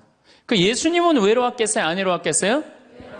예수님도 외로웠어요. 예수님이요, 뭐라고 그러셨냐면, 오늘 루카복음에 말씀이 나오지만은 예수님이 갈릴레아에서 예루살렘으로 올라가는데 중간에 사마리아라는 지역을 지나가면 지름길로 가세요. 그러니까 그 사마리아라는 동네를 딱 들어가려고 그러니까 사마리아 사람들이 예수님이 예루살렘에, 이 사마리아하고 예루살렘 사람들은 원수지간이에요. 그러니까 우리 동네를 지나서 예루살렘에 올라가는 걸 용납을 안 하세요. 용납을 안 합니다, 사마리아 사람들이. 그래서 우리 마을에 못 들어오게 해요. 그러니까 그냥 야고보하고 요한이 너무너무 화가 나갖고 뭐라고 그랬냐면, 주님, 하늘에서 불을 내려다가 살라버릴까요? 그냥 불질러 버린다는 거죠. 우리를 안 받아들이니까. 그런데 예수님이 그들을 꾸짖고 돌아가세요. 그 마을을 돌아가시고 난 다음에, 돌아가고 난 다음에 그 마을 지나서 이런 말씀을 하세요. 하늘의 새도 보금자리가 있고 여우도 굴이 있지만 사람의 아들은 머리 둘 곳조차 없다. 이렇게 말씀하세요. 아니, 온 세상의 임금님이신 예수님조차도 이 세상에서 사시면서 뭐라고 그랬어요? 하늘의 새도 보금자리가 있고 여우도 굴이 있는데 사람의 아들은 머리 둘 곳조차 없다. 예수님도 외로우셨는데 여러분들이 뭐라고 안 외로워요? 예. 본당 신부님들이 가끔 사제가 돼서 본당 사목을 하다가 교우들하고 갈등을 일으켜요. 갈등을 일으키는데 교우들이 본당 신부님 본당에서 몰아낸다고 주교님한테 막 투서하고 막 연판장 막 돌리고 그럴 때 그 사제는 외로울까 안 외로울까요? 외롭죠. 왜? 정말로 하느님 나라를 위해서, 하느님의 교회를 위해서, 그 교회의 구성인 교우들을 위해서 장가도 안 가고 말이야, 혼자 독신으로 그 교우들을 위해서 온전히 삶을 봉헌했는데 그 교우들이 자기를 몰아낸다, 자기를 투소한다, 정말로 모든 걸 바쳤는데 그 바친 당사자들이 자기를 미워할 때 사제는 고독할까요? 안 고독할까요? 고독할 수밖에 없어요. 예수님 역시 가난하고 불쌍한 이들을 위해서 착한 일을 하는데도 유다인들은 예수님께 돌을 집어 던지려고 그래요. 예수님을 미워했어요. 그래서 요한복음 7장을 보면은 예수님이 5,000명을 먹이고 막 기적을 일으키다가 사람들이 마음이 바뀌어갖고 예수님을 죽이려고 그래요. 그러니까 예수님이 요한복음 7장 1절에 뭐라고 그러냐면은 유다를 다니지 않고 갈릴레아에 숨어 다녔다고 그래요. 숨어 다녔다고. 드러나지 않게 다니십니다. 왜? 그들이 당신을 미워하는 걸 아시고 예수님이 드러나지 않아요. 그러니까 너무너무 사랑하는데 나를 미워하면은 여러분들 쓸쓸할 것 같아요? 안 쓸쓸할 것 같아요? 여러분들, 남편을 내가 너무너무 사랑해. 남편을 너무너무 사랑하는데 남편이 나를 미워해. 내가 남편을 너무너무 좋아하는데 남편이 나를 미워해. 그러면은요, 그거 고독은요, 이루 말할 수가 없어요. 우리가 언제 주로 살아가면서 고독할까요? 첫 번째 외로움을 느끼는 것은 사랑하는 사람에게서 버림받았을 때 외로움을 느낀다 그래요. 사랑하는 사람. 부모님한테 버림받은 사람들 많죠?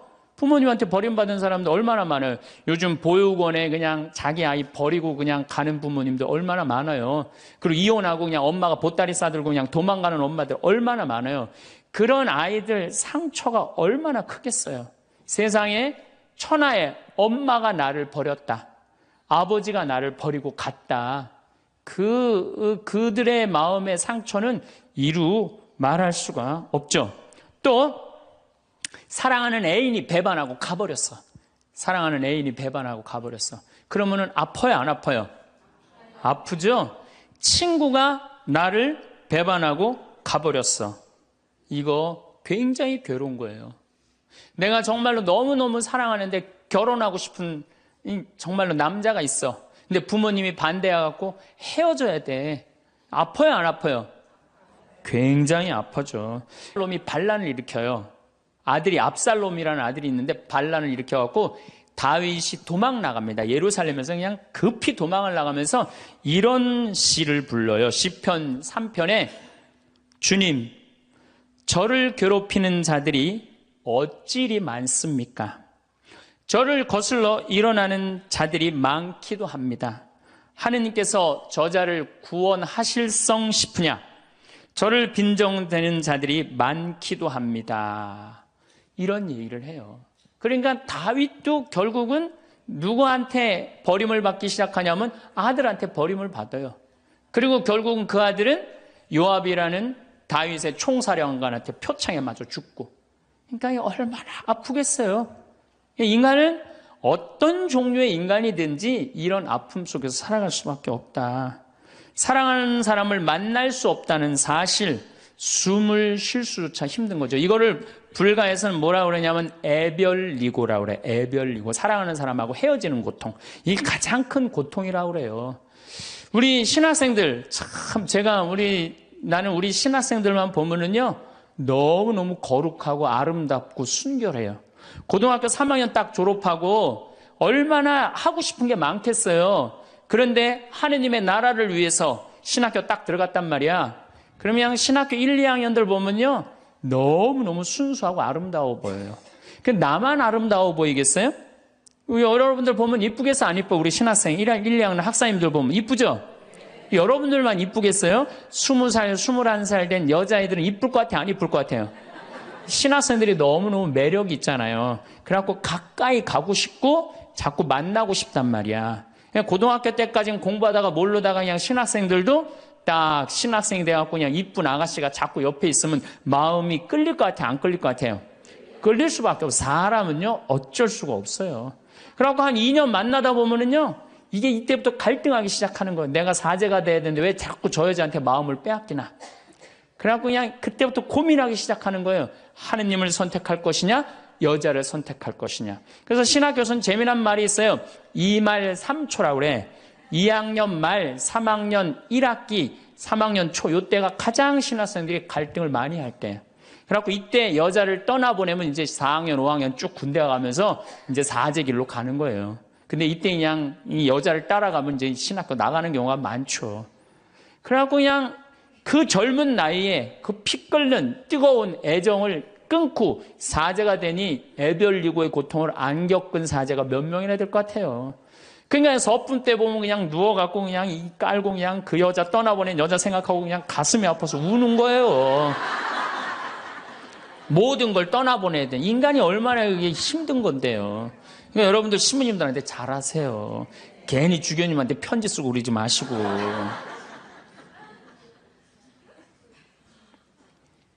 예수님은 마지막 날에 제자들이 예수님을 다 버리고 갔어요. 심지어 어떤 제자는 막 옷까지 그냥 삼배 옷까지 벗어 알몸으로 도망갔어. 그리고 오로지 예수님만 혼자 남았어요. 그러니까 예수님 외롭겠어, 안 외롭겠어요? 외롭죠. 그러니까 예수님은 이런 말씀을 하신 거예요. 하늘에 새도 보금자리가 있고 여우도 굴이 있는데 사람의 아들은 머리 둘 곳조차 없다. 그건 맞는 말씀이에요. 두 번째, 우리가 주로 언제 외로워? 어느 누구에게도 도움을 받을 수 없을 때 우리는 외로워요. 내 아들이 정말 병이 걸려갖고 이제 수술을 해야 되는데 병원비가 없어. 그래갖고 그냥 정말로 친하다는 친구한테 가갖고 우리 아들이 지금 수술을 해야 되는데 병원비가 없으니까 병원비 좀 꿔줘. 정말 친하다고 생각했던 친구가 이런 지하에 나는 돈 없어. 미안해. 그리고 그냥 돌아서 나올 때 쓸쓸합니까? 안 쓸쓸합니까? 심지어 어머니 뱃속에서 같이 태어난 형제한테 도움을 청했는데도 그 형제가 집을 잡혀갖고 대출이라도 받아서 해줘도 전찬을 판국인데 냉정하게 돈 없다고 거절당할 때 우리 인간은요, 그럴 때 세상에 홀로 떨어져 있는 그런 기분을 드는 거예요. 또 언제 외로워요? 내가 40살, 이제 45, 46이 돼갖고, 애 대학도 들어가야 돼갖고, 학비도 지금, 등록금도 준비해야 되고, 아파트 부금도 보야 되는데, 그냥 직장 상사가 부르더니 해고 통지를 딱 했어. 그럼 이 40대 가장은 얼마나 쓸쓸하겠어요? 갈 데가 아무 데도 없는 거죠. 대학이라고 졸업은 해놨는데, 나를 필요로 하는 데가 아무 데도 없네. 아무리 그냥 원서, 지원서를 100통을 써도 그냥 나한테 연락해주는 사람 하나도 없어. 이럴 때 나를 필요로 하는 사람이 아무도 없을 때 우린 외로운 거예요. 더욱이 그냥 더 힘든 사람들은 어떤 사람들이에요? 철거민들. 갈 데는 없고, 겨울은 다가오는데, 내가 그냥 집을 다 부셔갖고 쫓겨날 때, 그들의 그 외로움은 이건 또 이루 말할 수가 없죠. 그래서 인간으로 살아가는 한 외로울 수밖에 없어요. 그래서 하이데거라는 철학자는 뭐라고 하냐면 인간은 세상에 내던져진 존재라고. 내던져진 존재. 여기 여러분들 중에 태어나고 싶어서 태어나신 분들 계세요? 한 분도 없죠? 내던져진 거예요, 세상에.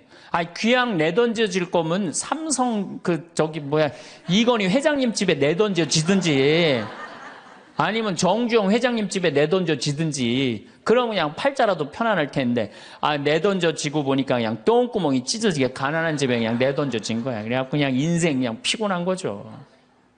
그리고 귀양 태어날 거면은 장동건이나 고소영 씨처럼 얼굴이 잘생기거나 이쁘게라도 태어나면은 얼굴로라도 먹고 사는데 또 가난한 집에 내던져졌는데 얼굴은 또 씹다 뱉은 수제비 같이 생겨버렸네.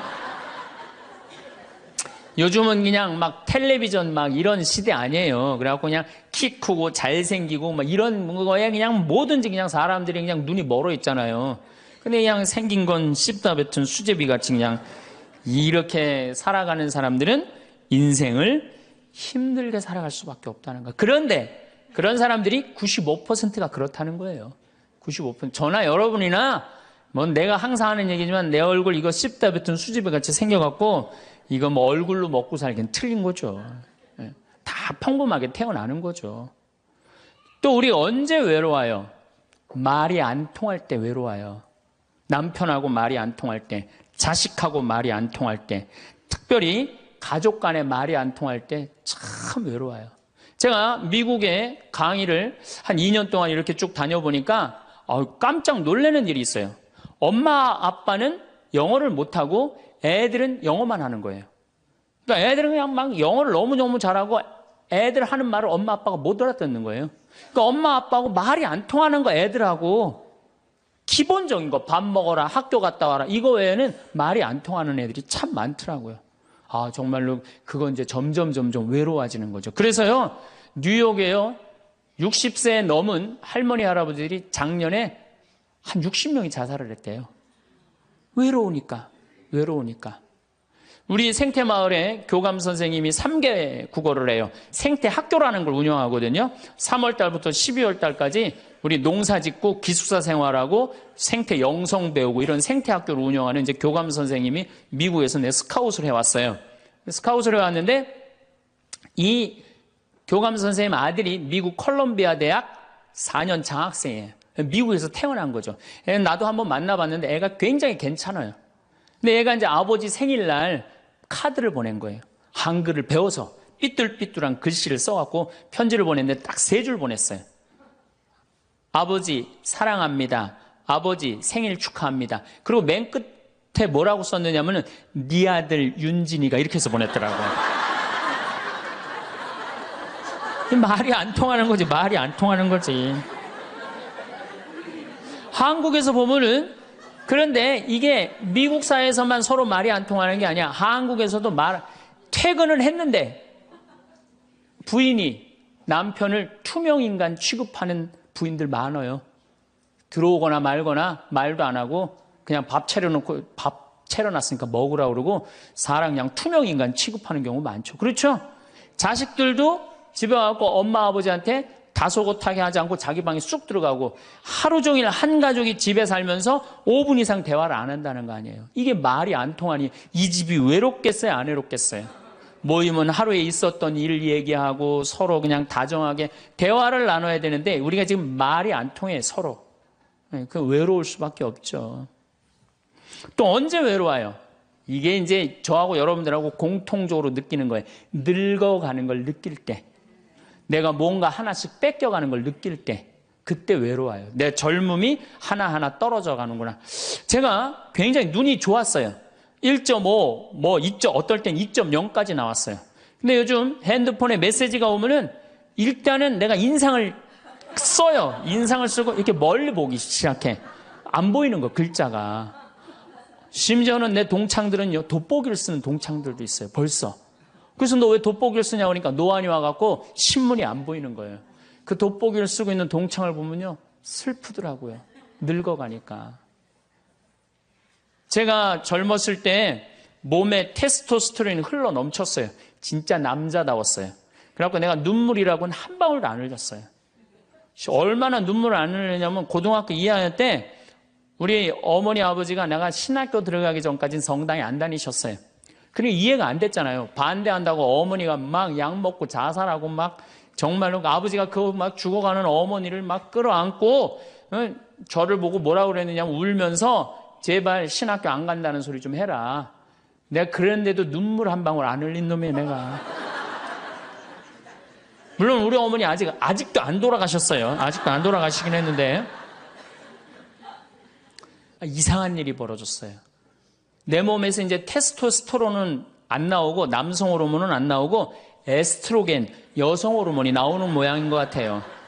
지난 2월 달에 우리 김연아 선수가 동계올림픽 금메달 땄잖아요. 따갖고 그냥 더욱이 또 우리 세례 받았잖아. 근데 내 딸이 그냥 금메달 따갖고 그냥 동해물가 올라가는데 그냥 그 묵주 반지가 딱 보이는데 눈물 한 방울 딱 떨어지는데, 아니 김연아 선수 눈물 한 방울 떨어지는데 왜 내 눈에서 눈물 10방울이 떨어져? 자동이야, 자동. 요즘은 그냥 텔레비전에서 슬픈 것만 봐도 어떻게 돼요? 눈물이 뚝뚝 떨어져요. 내가 이제 늙어가고 있는 거예요. 네. 내 몸에서 이제 여성 호르몬이 나와갖고 자꾸 감성적으로 되는 거예요. 감성적으로. 반대로 여자들은 몸에서 이제 에스트로겐은 안 나오고 테스토스테론이 나와요. 남성 호르몬이 나와요. 그래갖고 50 넘은 여자들을 보면요, 여자 같은 여자는 하나도 없어요. 깡패 같은 여자들만 그냥 천재 있어요. 깡패 같은 여자. 그냥 몸에서 근데 에스트로겐이 빠져나가면은요, 여성 호르몬이 빠져나가면은요, 기억력도 같이 빠져나간대. 기억력도. 그래갖고 그냥 장을 보러 나가야 되는데 그냥 지갑을 어디다 놔뒀는지 알 길이 없는 거야. 온 집안을 다 뒤져도 지갑이 없는 거예요.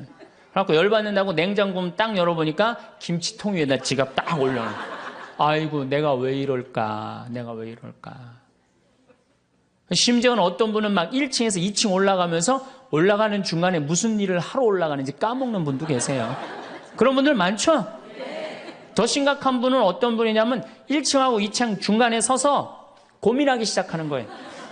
과연 내가 지금 2층에서 내려오고 있는 중이었을까? 1층에서 올라오고 있는 중이었을까? 깜짝깜짝 놀라는 거죠. 심지어는 저는 어떤 분까지 봤느냐면은 핸드폰을 하면서 지금 내가 핸드폰을 찾는데 내 핸드폰 어디 있지? 이러고 있는 사람들도 있어요. 그런 분들도 있어요. 늙어가는 거죠. 늙어가는 건 굉장히 슬픈 거예요. 젊음을 빼앗기는 거, 이런 것들이 자꾸 우리를 슬프게 하죠.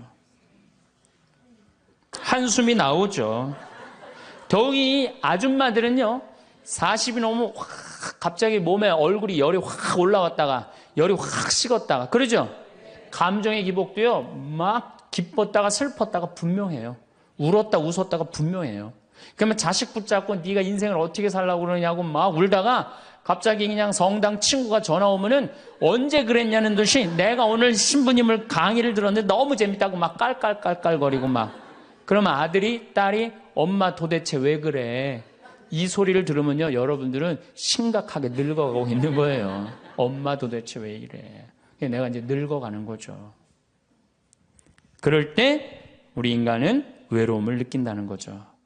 우리가 언제 외로울까요? 아플 때 외롭다 그래. 아플 때. 구약의 유명한 욥은 온몸에 종기가 나서 사람들이 자기를 무시할 때 이런 노래를 부릅니다. 내 형제들은 내게서 멀어지고 내 친구들은 남이 되어 버렸다네.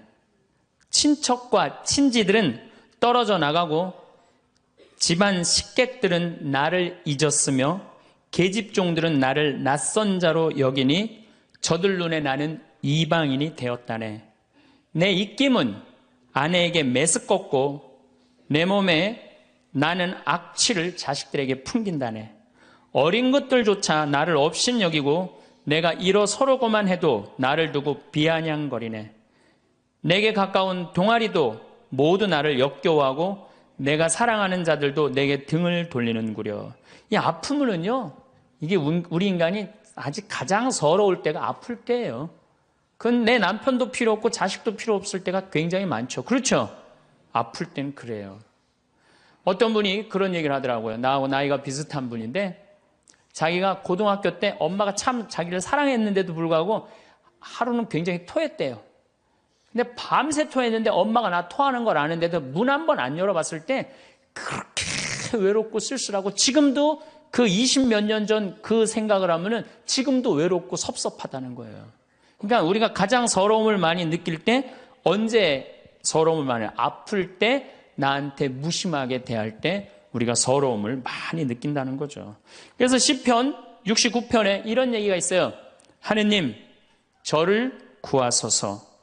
목까지 물이 들어찼습니다. 깊은 수렁 속에 빠져 발 디딜 데가 없습니다. 물속 깊은 곳으로 빠져 물살이 저를 지칩니다. 소리 지르느라 지치고 저의 목도 쉬었습니다. 저를 까닭없이 미워하는 자들이 제 머리카락보다 많습니다. 제가 빼앗지도 않았는데 물어내라 합니다. 저는 제 형제들에게 남이 되었고 제 어머니의 소생들에게 이방인이 되었습니다. 물살이 저를 지치지 못하고 깊은 물이 저를 집어삼키지 못하며 심연이 저를 삼켜 그 입을 다물지 못하게 하소서. 인간은 이렇게 누구나 다 힘들고 외롭다는 거예요. 하다못해 같은 이불을 덮고 사는 남편도 내 마음 몰라주고 나 비난하고 몰아세울 때 우리는 외롭고 고독해서 극단적인 방법을 선택하기도 해요. 여러분들 어때요? 우리 여기 자매님들 많으신데 남편 생일에 미역국 끓여주고 자식 생일에 미역국 끓여주고 시부모 생일에 미역국 다 끓여줬어. 근데 정작 내 생일을 미역국 끓여주는 사람 있어요? 네, 없죠? 그래도 내 생일인데 그래도 그냥 생일이니까 그냥 미역국 자기가 이제 끓이는 거야. 근데 아무도 몰라. 미역국 왜 끓였어? 그리고 앉아서 먹는데 그냥 그 미역국을 떠서 먹는데 눈물이 뚝뚝 미역국에 떨어져요? 안 떨어져요? 아무도 나를 몰라줄 때. 그래서 외로움을 많이 느끼는 분들이 여성 주부들이 많이 느낀대요. 애들은 공부하러 학교 다니고 남편은 직장 다니고 빈집을 지키고 있으면 그렇게 쓸쓸하대요. 그래서 이걸 뭐라고 그러냐면은 빈둥지 증후군이 있대요. 빈둥집 증후군. 빈둥지에서 그냥 혼자, 그냥 굉장히. 그러니까 40대, 50대 주부 우울증이 그렇게 많은 거예요. 네, 그분들이. 그런데 놀랍게도 독신으로 사는 여성보다는 결혼한 여성이 더 외롭대요. 독신으로 사는 혼자 사는 여자는 자기가 처음부터 외로울 거라고 생각을 하고 혼자 그냥 미역국 끓여 먹으면 당연하게 생각을 하는 거야. 근데 결혼한 사람은 바라는 게 많잖아요. 근데 남이 안 해주면 더 외로운 거야. 근데 놀랍게도 더 놀라운 건 뭐냐? 40대 자살률을 보면은 여자보다도 남자가 3배 더 많이 죽는데요. 그러니까 여러분들보다 누가 더 많이 외로움을 탄다고 생각하시면 돼요? 남자가 더 많이 탄다고 생각하면 돼요. 이 인간이 다 외로운 거야. 어떻게 보면 다 불쌍해. 여기 있는 분들 한 분 한 분 예수님 오면 다 안아줄 거야. 너 그동안 외로웠구나. 내가 안아주마. 다 그럴 거예요. 여기서는 웃고 있지만 막상 돌아가서 집에 가보면 눈물을 흘리는 분들 많을 거라는 얘기죠. 저는 외로울 것 같아요? 안 외로울 것 같아요? 저도 외로워요. 제가 92년도 철산성당에서 보좌신부, 경기도 광명 철산성당에서 보좌신부를 했는데 한 12월 15일쯤 됐어요. 아이들이 연합고사 본 날이에요. 그래갖고 저녁 먹고 이제 성당을 이렇게 산책을 하는데, 지하실에서 뭐 난리도 아니에요. 뭐 의자 부시는 소리에 뭐 비명 소리에 정신이 하나도 없더라고요. 그래서 내려가서 보니까 아이들이 소주를 먹고 어떻게 하느냐면은 뭐 난리도 아니야. 뭐 자기네들끼리 의자를 부시고 끌어안고 울고 별놈이 다 있더라고요. 별놈이 다 있어갖고 니네들 도대체 왜 그러느냐? 저는 중학교 아이들이 술 먹고 담배 피는 거 내가 본당 신부할 때 나한테 걸려도 난 한 번도 혼낸 적이 없어요, 애들. 왜 혼낸 적이 없냐? 내가 중고등학교 때 술, 담배 다 했거든. 뭘 혼을 내? 그래서, 야, 니네들 사제관에 좀 올라와 봐라. 신부님이 혼내지 않고 사제관으로 올라오라고 그랬고, 딱 앉혔어요. 한 15명을. 남자, 여자 다 앉아갖고, 니네들 도대체 무슨 일 때문에 이렇게 술을 먹고 성당 기물을 부시냐 얘기를 좀 해봐라. 그랬더니 마침 그 아이 중에 한 아이가 엄마 아빠가 이혼을 한 거야. 자기네들끼리 위로해준다고 마침 시험도 끝나고 소주를 지금이야 18도 19도지만 그때는 24도짜리 소주 아니에요. 중학교 3학년 애들이 그거 먹고 그냥 필름이 끊어진 거죠. 그래갖고 이제 앉혀갖고 그냥 귀양 나온 얘기니 니네들 인생을 한번 얘기를 해봐라. 이제까지 살아온 거. 그랬더니 애들이 그냥 15년, 16년 살아온 인생 그냥 나름대로 그냥 쫙 밤 12시가 넘은 거예요.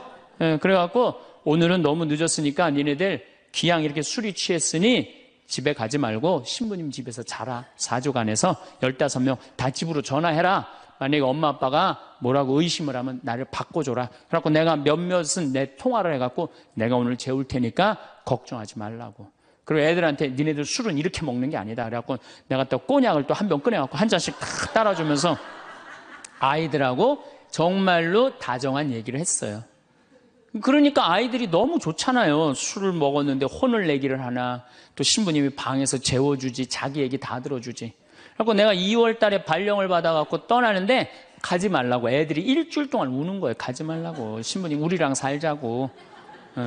그래갖고 내가 발령 받아가는 애들 발령 받아가는 날 30명이 학교를 안 간 거예요. 가지 말라고. 그래갖고 제가 이제 수원으로 이제 발령을 받아갔는데 토요일만 되면은 전철을 타고 내려오는 거예요. 토요일만 되면은 30명이. 그래갖고 한 주, 2주 오다 말겠지. 그런데 애들이 3개월 동안 계속 내려오는 거예요. 나보고 싶다고. 생각해보니까 이렇게 하면 안 되겠더라고. 이렇게 끌고 다니다가는 10년 후에는 한 3,000명 끌고 다니겠더라고요. 그래서 사제는 본당을 떠나면은 인연을 끊어야 되는구나. 그때 깨달았어요. 그 다음 사제가 정말로 사목을 잘할 수 있도록 떠난 본당에 일체 연락하면 안 되고 떠난 본당 사람들하고 어울리면 안 되는구나. 그때 깨달았어요. 그래갖고 제가 이제 평택에서 이제 비전동 성당이라고 5년 초대 본당 신부를 했어요. 초대 본당 신부 했으니 교우들하고 얼마나 친했겠어요. 그 다음에 경기도 광주에서 능평 성당이라고 거기도 또 초대 본당 신부 5년을 했어요. 10년을 본당 신부를 하고 제가 지금 강원도 평창에 이제 갔잖아요. 6년 전에.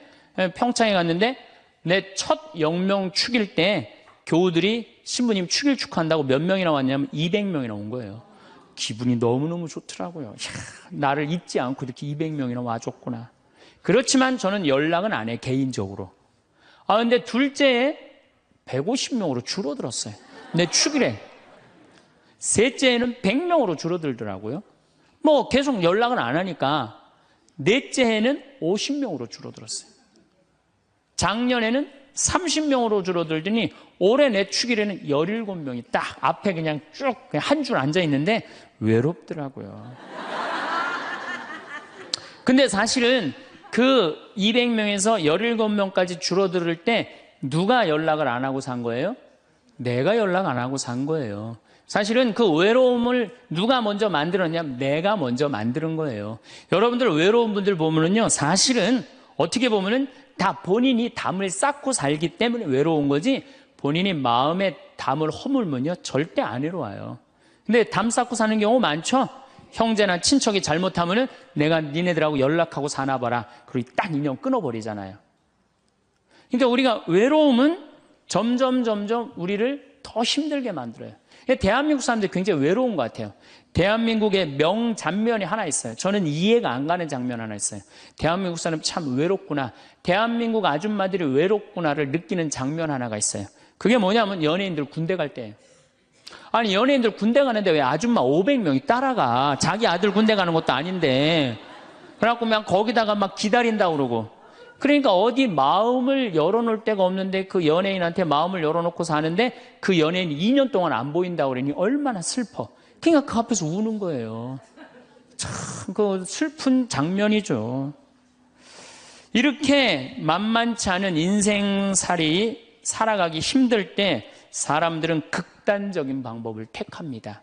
너무 외로울 때, 절망이 끝에 달할 때, 키에르 케고로라는 철학자는 죽음에 이르는 병을 절망이라고 그래요. 절망. 외로움에서 끝에 아무도 내 옆에 없구나. 이런 절망에 할 때 죽음에 이른다는 거죠.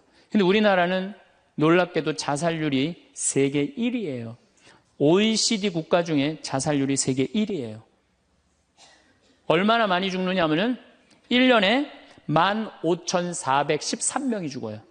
1년에. 그러니까 무슨 얘기냐면은 하루에 50명씩 죽는다는 얘기예요. 하루에 50명씩. 그것도 자살로 50명씩 죽는 거야. 초, 중고등학교 학생 자살 세계 1위예요. 하루에 거의 1.5명씩 죽어요. 40대 자살률 세계 1위예요. 하루에 거의 8명씩 죽어요. 60대 자살률 세계 1위예요. 하루에 12명 정도 죽어요. 더욱이 60세 우리 할머니 할아버지들 30대 40대 이 죽는 거의 원인의 1위는 뭐냐면요 자살이에요. 자살. 근데 60세는 10만 명당 미국이 10명에서 11명 자살합니다. 일본이 10만 명당 35명 자살해요. 근데 우리나라가 10만 명당 몇 명이 자살하냐면 71명이 자살해요. 그러니까 대한민국의 할머니 할아버지들이 더 외로움. 그러니까 우리나라는 애들도 외롭고 어른들도 외롭고 할머니 할아버지도 외로운 거예요. 그러니까 자살하는 거죠. OECD 경제개발협력기구 국가 중에 자살률이 제일 없는 나라가 어느 나라냐면 그리스라는 나라예요. 이 나라는 몇 명이 자살하느냐면 10만 명당 2.6명이 자살을 해요. 2.6명이. 근데 우리나라는 10만 명당 몇 명이 자살하면 28명이 자살해요. 대한민국이 이게 외로운 병이 너무 센 거예요. 그러니까 10만 명당 28명이나 자살을 하는 거죠. 여러분들 죽는 원인을 보면 1위가 암이야. 암. 1위가 암이고 2위가 뇌질환이야. 뇌질환. 3위가 심장질환이에요. 3위가 심장질환. 4위가 뭐냐면 바로 자살이에요. 그러니까 자살은 큰 병이라는 거죠.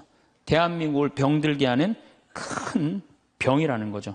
자식한테 버림받고 아내한테 버림받고 사회에서 버림받고 더 이상 사회에서 필요 없다는 생각, 더 이상 이 세상에서 살아갈 이유가 없다고 생각할 때 자살이라는 걸 선택한다는 거죠. 우리가 여러분들 이 죽음이라는 게 얼마나 무서운 거예요. 어떤 사형수가 교수대에 올라가다가 그 교수대에 올라가는 계단이 썩었나 봐요. 그래갖고 계단에 딱 떨어졌어. 미끄러져갖고 떨어지고 한 말 있잖아요. 하마터면 죽을 뻔했다고. 바로 죽기 직전까지 우리 인간은 무슨 끈을 놓지 않아요? 삶의 끈을 놓지 않아요. 그럼에도 불구하고 죽음을 선택한다는 건 그만큼 괴롭다는 거예요. 그러니까 대한민국에 자살이 많다는 이유는 뭐냐면은 누가 잘못 사는 거냐면 우리가 잘못 사는 거예요. 우리 종교인들이 잘못 살아서 그래요. 아니 그런 외로운 사람들 위로가 되려고 예수님이 이 세상에 왔는데 우리가 위로가 안 되는 거죠. 그러니까 그냥 끈이 없다고 생각하니까 그냥 목숨을 끊는 거죠. 얼마 전에 유명 교수님이 왕따 당한다고 목숨을 끊었어요. 또 서울대학 다니는 아이들도 외롭다고 죽는 아이들도 많아요. 그러니까 외로운 거는 못난 사람들도 외로움을 느끼지만 어떤 사람들도 외로움을 느껴요? 잘난 사람들도 외로움을 느껴요. 그래서 사람들은 이래요. 나는 미치도록 외롭다. 죽고 싶을 정도로 외롭다는 말을 해요. 미치도록 외롭다는 말. 여러분들 현대인들이요. 한 번은 60% 정도는 살아가면서 우울증에 걸린대요. 한 번은. 여기 계신 분들 중에 지금 군대 가는 아이들 멘탈 테스트를 해보면요. 한 50% 이상이 한 번은 제정신이 아닌 상태래요. 멘탈 테스트를 해보면은. 그러니까 여기 계신 분 두 분 중에 한 분은 지금 제정신이 아닌 거예요. 반은 제정신 아닌 상태로 지금 앉아 있는 거예요. 신부님, 저는 제정신인 것 같은데요. 그분은 완전히 도루신 분이에요. 왜 제정신이 아닌 상태에서 우리가 지금 살고 있느냐? 텔레비전 보면요, 기가 막힌 거 많이 나와요. 보험금 타먹는다고 한 10년 전에 자식 손가락 자른 아버지 생각나시죠? 네. 그리고 얼마 전에는 초등학교, 중학교 애들이 초등학교를 발로 차갖고 그냥 공중에 뜬 거 재밌다고 동영상 찍어갖고 올려놓은, 그 제정신이에요? 제정신 아니에요? 제정신 아니에요. 부모가 자식 죽이고, 자식이 부모 죽이고, 남편이 아내 죽이고, 아내가 남편 죽이고, 이게 우리가 다 제정신이 아니에요. 100년 전 조선시대 사람들을 데려다 놓고, 100년 전 조선시대 사람을 데려다 놓고 한번 여러분들 요즘 사회 뉴스를 한번 보게 하세요. 그 사람 미칠 것 같아요? 안 미칠 것 같아요? 근데 여러분들은 그거 매일 죽이고 살인하고 강간하고 뭐 아이들만 성추행하고 이러는 거 보는데도 여러분들 왜 안 미쳐요? 이미 어느 정도 미쳐 있어. 미쳐 있기 때문에 그걸 봐도 안 이상한 거예요. 그러니까 우리가 잃어버린 마음을 찾아야 된다는 거죠. 잃어버린 마음을. 그러니까 외로운 사람들끼리 서로 모여서 서로 위로가 돼야 되는데, 외로운 사람들이 뭘 하느냐면 컴퓨터 게임에 미쳐 있는 거예요. 컴퓨터 다 사람은 안 만나고 기계만 만나는 거예요. 그러니까 더 미치는 거죠. 더 미치는 거예요. 그래서 우리가 이런 외로움을 극복하려고 그러면은 정말로 서로 사랑해야 돼요. 예수님 말씀처럼 우리가 서로 사랑해야 돼요. 서로를 배려해주고 서로를 신경 써주고. 근데 우리는 이게 서로 사랑하고 서로 배려해주는 게 부족한 거죠. 굉장히 이기적으로 사는 거죠. 이기적으로. 그럼 여러분들은 언제 외로움을 정말로 극단적으로 느끼느냐? 자식한테 기댈 때. 특히 여기 계신 여러분들은 언제 더 많은 외로움을 느끼냐면, 늙어서 자식이 나한테 잘해주겠지, 이런 마음 먹는 분들은요 외로워요. 딸이 나한테 잘해주겠지, 늙어서 나 용돈도 주고 내가 고생해서 키워놨으니까 나 호강시켜주겠지, 이런 생각하는 분들은요 외로울 수밖에 없어요. 자식은요 잘 키워도 소용없고 못 키워도 소용없는 게 자식이에요. 자식은 그저 고등학교 3학년 때까지 키우고 끝나야지, 그 다음 욕심내면요 여러분들 외로울 수밖에 없어요. 그러면은 못 키운 자식이 왜 소용없어요? 그냥 중고등학교 때 속새기는 놈 커서도 속새겨요. 직장도 못 들어가고 그냥 빌빌거리고, 그리고 또 결혼해도 제대로 살지도 못하고 그냥 또 이혼해갖고 그냥 손자 그냥 나한테 맡겨갖고 힘들어. 그러니까 자식은 못 키우는 자식 소용없어요. 그러면은 잘 키우는 자식은 왜 소용없느냐? 잘 키운 건 더 소용없어요. 그냥 좋은, 여기 지금 서울대학 가까이 있잖아요. 며칠 전에도 내가 서울대학 가서 강의를 했는데, 똑똑해. 정말 누가 봐도 잘 키워놨고 잘라놨어. 빛이 번쩍번쩍 나. 서울대학 졸업하고 난 다음에 삼성에 취직을 했어. 그래갖고 아들이 양복을 입고 출근하는데 너무 보기가 좋은 거야. 그렇게 잘 논 아들일수록 더 여우 같은 며느리가 나타나갖고 낚아채 가는 거예요. 더 여우 같은 며느리가 낚아채 가는 거예요. 그럼 낚아채 가면 그날로 끝나는 거예요. 그날로. 그러니까 어차피 자식은 떠나게 돼 있어요. 어차피 자식은 떠나게 돼 있어요. 그러니까 여러분들 이제는 내가 자식한테 내 인생을 기대한다 생각하지 말라는 거예요. 더욱이 여러분들 자식들 정말로 사랑으로 키워요? 태어나갖고 자식들 사랑으로 키워요? 맨날 방에 가둬놓고 공부해라 그러지 않아요? 맨날 공부해라고. 그래서 여러분들 이 생각만 하면 돼. 내가 어렸을 때 자식하고 다정하게 맛있는 거 먹으러 다니고 놀러도 다니고, 그리고 난 다음에 대화도 막 늘 살갑게 한 엄마는 늙어서 자식이 먹으러도 다니고 놀러도 다니고 대화해줘요. 근데 어렸을 때 그냥 방에만 가둬놓고 매일 그냥 공부만 시키고 학원에 그냥 계속 가둬갖고 공부만 시킨 부모님들은 늙어서 자식이 어떻게 할 것 같아요? 방에 가둬놓고 밥만 먹이는 거, 밥만. 그리고 이제 완전히 이제 늙어갖고 움직이지 못할 때 어떻게? 학원에 그냥 계속 가두듯이 이제는 그냥 양로원에 그냥 가둬갖고 그냥 거기서 살라고 그래. 그냥 자식들한테 공부해라 그런 부모님들, 이거 심각하게 이거 고민해야 돼요. 그런 분들은 더 외로울 수밖에 없어. 더 외로울 수밖에 없어. 그러니까 보통 이제 초등학교 이제 1학년, 2학년 애들이 너무 6, 7살까지는 이쁘다가 초등학교 들어가면 막 공부를 안 하고 그러면요. 애들한테 엄마가 막 폭언을 하기 시작해요. 폭언을 하기 시작해요. 그래갖고 성적표를 받아왔는데 40점, 50점 이렇게 받아오면은 애들한테 그래요. 너 밥이 넘어가냐고. 어? 네가 잠이 오냐고. 너 지금 텔레비 봐야 되느냐고. 어? 그래갖고 그냥 보통 공부 못하는 애들이요. 성격이 느긋한 애들이 공부 못해요. 내일 시험이라도 걱정 안 하고 느긋하게 있는 애들 공부 못하는 거예요. 그렇죠? 그럼 그거 보고 있으면 엄마가 불이 나요, 안 나요? 그래서 느긋한 성격 가진 애를 그냥 괴롭히기 시작해요. 욕을 해대는 거야. 초등학교 6년 욕을 한단 말이야. 그럼 애가 6년 지나가면 그냥 성격이 삐뚤어져요.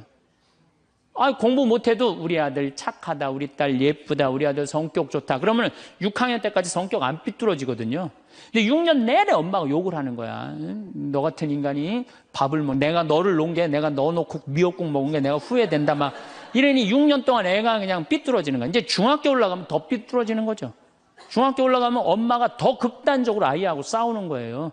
그러니까 중학교 되면 애가 엄마랑 같이 있고 싶지 않은 거예요. 그래서 어디 좀 놀러 가자 그래도 어떻게 엄마 아빠나 갔다 오라고 외로울 수밖에 없는 거죠. 고등학교까지 되면은 완전히 빗나가게 되면 심한 아이들은 어떤 경우도 있느냐면요. 정신질환까지 앓는 아이들도 있어요. 심한 경우는. 그래서 보통 엄마들이 어느 정도로 우리가 정말로 한심하냐 하면은 이제 자기 아이가 태어나면은 꿈에 부풀어 있는 거예요. 자기 아이가 천재인 줄 아는 거, 천재. 그래갖고 막 엄마, 아빠 그럼 막 천재가 말하는 것 같은 거야. 막 1살, 2살짜리. 그래갖고 내 아들 천재, 내 딸 천재라고 우유를 먹여도 아인슈타인만 먹여요. 천재 먹으라고. 아인슈타인 우유만 먹는 거야. 애가 그냥. 그래갖고 그냥 초등학교 들어갔는데 이놈이 천재인 줄 알았더니 섞고 놓으니까 아인슈타인 정도는 아닌 것 같아. 그래서 우유를 바꿉니다. 서울 우유로 바꾸는 거야. 서울 우유로. 그래서 서울대학은 가라고 서울로 바꾸는 거야. 6년 동안 서울이 죽으라고 먹였어. 근데 중학교 올라갔더니 이게 컴퓨터 게임에 빠지기 시작하네. 그래갖고 그냥 성적이 보니까 이거 뭐 영 아닌 것 같아. 그래서 엄마가 마음을 또 바꿔. 연세 우유로 바꿔. 연세 우유로. 고등학교 들어가 보니까 이건 뭐 진짜 아니야. 그래갖고 그래도 엄마가 포기를 못하고 무슨 우유를 먹이냐면 건국 우유를 먹어요. 건국 우유를. 근데 사실은 이 우유까지는 괜찮아요. 건국 우유까지 서울에 있는 학교에 가면요. 서울대학이에요. 이 지방에 다 가거든요. 고등학교 3학년 때는 이건 건국 우유도 안 될 것 같아. 그래갖고 그냥 최종적으로 정말로 애절한 마음으로 먹이는 우유가 뭔지 아세요? 저지방 우유예요. 저지방 우유. 지방대학은 가지 말아라. 여러분들 얼마 전에 어떤 아이가 자기는 예술고등학교 가고 싶은데 엄마 아빠가 판검사 되라고 어떻게 애를 괴롭힌 거예요. 그러니까 애가 그냥 불을 질러갖고 엄마 아빠 여동생 할머니까지 다 죽었잖아요. 그러니까 여러분들 자식을 정말로 사랑으로 키우느냐 욕심으로 키우느냐 이거 반성해야 돼요. 그렇게 애를 힘들게 키우는데 여러분들 노년이 풍요롭겠어요? 사랑이 없는 거예요. 사랑이. 정말 안타깝죠.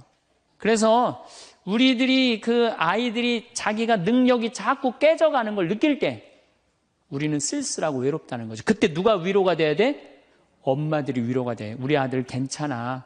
정말 착하고 하느님 찬양하고 하느님 사랑하고 매일매일 성실하면 살면 돼. 그걸 전해줄 때 여러분들 노년은 안 외로워요. 너 같은 걸 내가 낳았으니 이 왼수야. 밥이 넘어가느냐? 이런 분들은 외로울 수밖에 없어요. 없을 때 외롭죠. 근데 여러분들 자식이 부모를 사랑하는 게 클까요? 부모가 자식을 사랑하는 게 클까요? 제가 다녀보면요. 다 부모가 자식을 사랑하는 게 크다고 착각하고 있어요. 근데 3살, 4살, 5살 때만 해더라도 누가 더 부모를 사랑하느냐면 자식이 더 부모를 사랑한대요. 왜냐하면 여러분들 3살, 4살, 5살 된 아이들은 누구밖에 없어요? 엄마밖에 없잖아요. 그래갖고 그냥 엄마 치마 붙잡고 그냥 온 데를 다 따라다니잖아요. 근데 엄마는 그때 아이 모임에도 나가야 되고 그냥 여기저기 다녀야 되는데 그냥 딸, 아들이 그냥 계속 매달려 있으면 귀찮아요? 안 귀찮아요? 귀찮을 때 있죠? 그래서 한마디 해도 얜 잠도 없냐고 좀 가서 좀 자라고 그래도 그냥 계속 그러니까 아이가 엄마 아빠를 너무너무 좋아해. 엄마 아빠하고 같이 있고 싶어. 근데 누가 밀어내기 시작하냐면 부모가 밀어내기 시작하는 거예요. 언제까지 밀어내냐면 초등학교 6학년 때까지 계속 밀어내요. 그리고 공부 못한다고 구박까지 해. 밀어내는 것도 모자라서. 그럼 중학교 올라가면 그때부터는 누가 싫어하기 시작해요? 자식이 싫어하기 시작해요. 그래갖고 엄마 아빠를 거절하기 시작해. 근데 엄마 아빠는 똑같은 마음이야. 사랑하는 건 똑같아. 그렇죠? 근데 중학교 올라가면 이놈이 나를 거절하니까 굉장히 섭섭하죠. 그런데 10년 동안 밀어낸 걸 생각해야죠. 10년 동안 같이 아이가 놀아달라고 그럴 때 놀아주고, 뭐 매달릴 때 같이 안아주고, 눈 마주쳐주고, 대화해주고, 얘기 들어줬으면은 중학교 올라도 걔는 엄마 아빠 안 미워해요. 그런데 3살서부터 계속 귀찮다고 그러고 자라고 그러고 그냥 뭐 또 때리고 막 공부 못하면 뭐 그냥 네가 그냥 내가 널 낳고 미역국을 끓여 먹고 내가 한심하다고 그러고, 그리고 중학교 올라가고 자식이 엄마 막 째려보고 신경질 보고 소리 지르면은 그땐 당황스러운 거예요. 그래서 그런 착각을 하지 마시라는 거예요. 자식이 여러분들을 거절하게 되는 데는 누가 기여를 하는 거예요? 여러분들이 기여를 하는 거예요. 제가 신학교 때 부제 때 매스컴 세미나라는 걸 했는데, 그때 어떤 자매가 와갖고 정말 내 눈물을 찔끔 나게 하는 강의를 한 적이 있어요. 이 자매가 아들이 셋 있었대요. 근데 이제 아들이 셋 있는 집은 항상 둘째가 문제예요. 첫째는 첫째라고 잘해주고 막내는 막내라고 잘해주죠. 그렇죠? 둘째는 항상 소외의식을 느껴요. 항상 피해의식을 느낀다고요. 우리 집에도 아들이 셋 있는데 큰아들은 내가 봐도 저 어머니 아버지가 왜 이해가 안 될 정도로 큰아들한테 잘했어요. 잘못해도 다 감싸 안아주고. 이게 큰아들은 대접받는 거죠. 저는 우리 집 막내였는데 저는 정말로 사랑을 많이 받고 자랐어요. 전 중고등학교 다닐 때 내가 신발을 빨아본 적이 없어요. 형들이 다 빨아줬어요. 왜 빨아줬느냐면 안 빨아주면 어머니 아버지가 혼냈으니까, 막내 신발 빨게 한다고. 그래갖고 그냥 우리 집이 이제 제사를 지내도, 우리 집이 이제 아버님이 장손이라 1년에 어렸을 때 13번, 14번 제사를 지냈어요. 제사를 지내면은 제일 탐나는 게 제사상에 문어다리가 제일 맛있잖아요.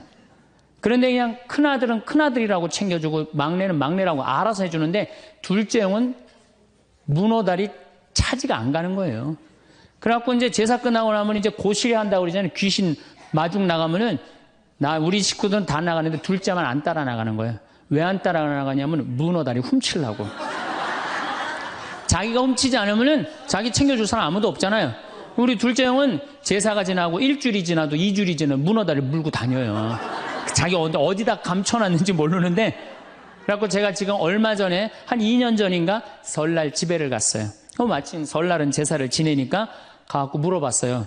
아직도 둘째 형 문어다리 훔치느냐고. 그랬더니 형하고 누나가 오늘도 문어다리가 없어졌다는 거예요. 그거 훔친 거지. 그러니까 50이 돼서도 그 어렸을 때 자기가 소외된 거, 피해의식을 보상받고 싶은 거예요. 이 집에 이제 아들이 이제 중학교 3학년, 초등학교 6학년, 초등학교 3학년 세 아이가 있었대요. 근데 마침 그날은 초등학교 6학년 둘째 아들만 집에 있었대요. 그래서 이 자매님이 남편한테 여보, 둘째 아이 좀 데리고 목욕탕에 들어가서 목욕 좀 시키라고. 그래갖고 뭐 아빠도 뭐 집에 있으니까 둘째 아들 이제 목욕을 시킨다고 목욕탕에 들어갔대요. 근데 5분이 지났는데 남편이 얼굴이 새빨개져갖고 막 뛰쳐나왔대. 옷도 제대로 안 입고. 당신 왜 애 목욕시키라고 했더니 왜 뛰쳐나오냐? 당신 먼저. 여보, 내가 목욕을 하러 들어갔는데 저놈이 이상한 말을 한다는 거예요. 그래서 무슨 말을 하느냐고. 아니 나도 벗고 이제 자기도 이제 둘째 아들도 옷을 벗었는데 딱 옷을 벗었는데 둘째 아들이 눈을 똑바로 뜨고 아버지한테 그러더래요. 아버지도 벗고 나도 벗었으니까 우리 남자 대 남자로 아무것도 안 걸쳤으니까 솔직하게 말 좀 해보자고.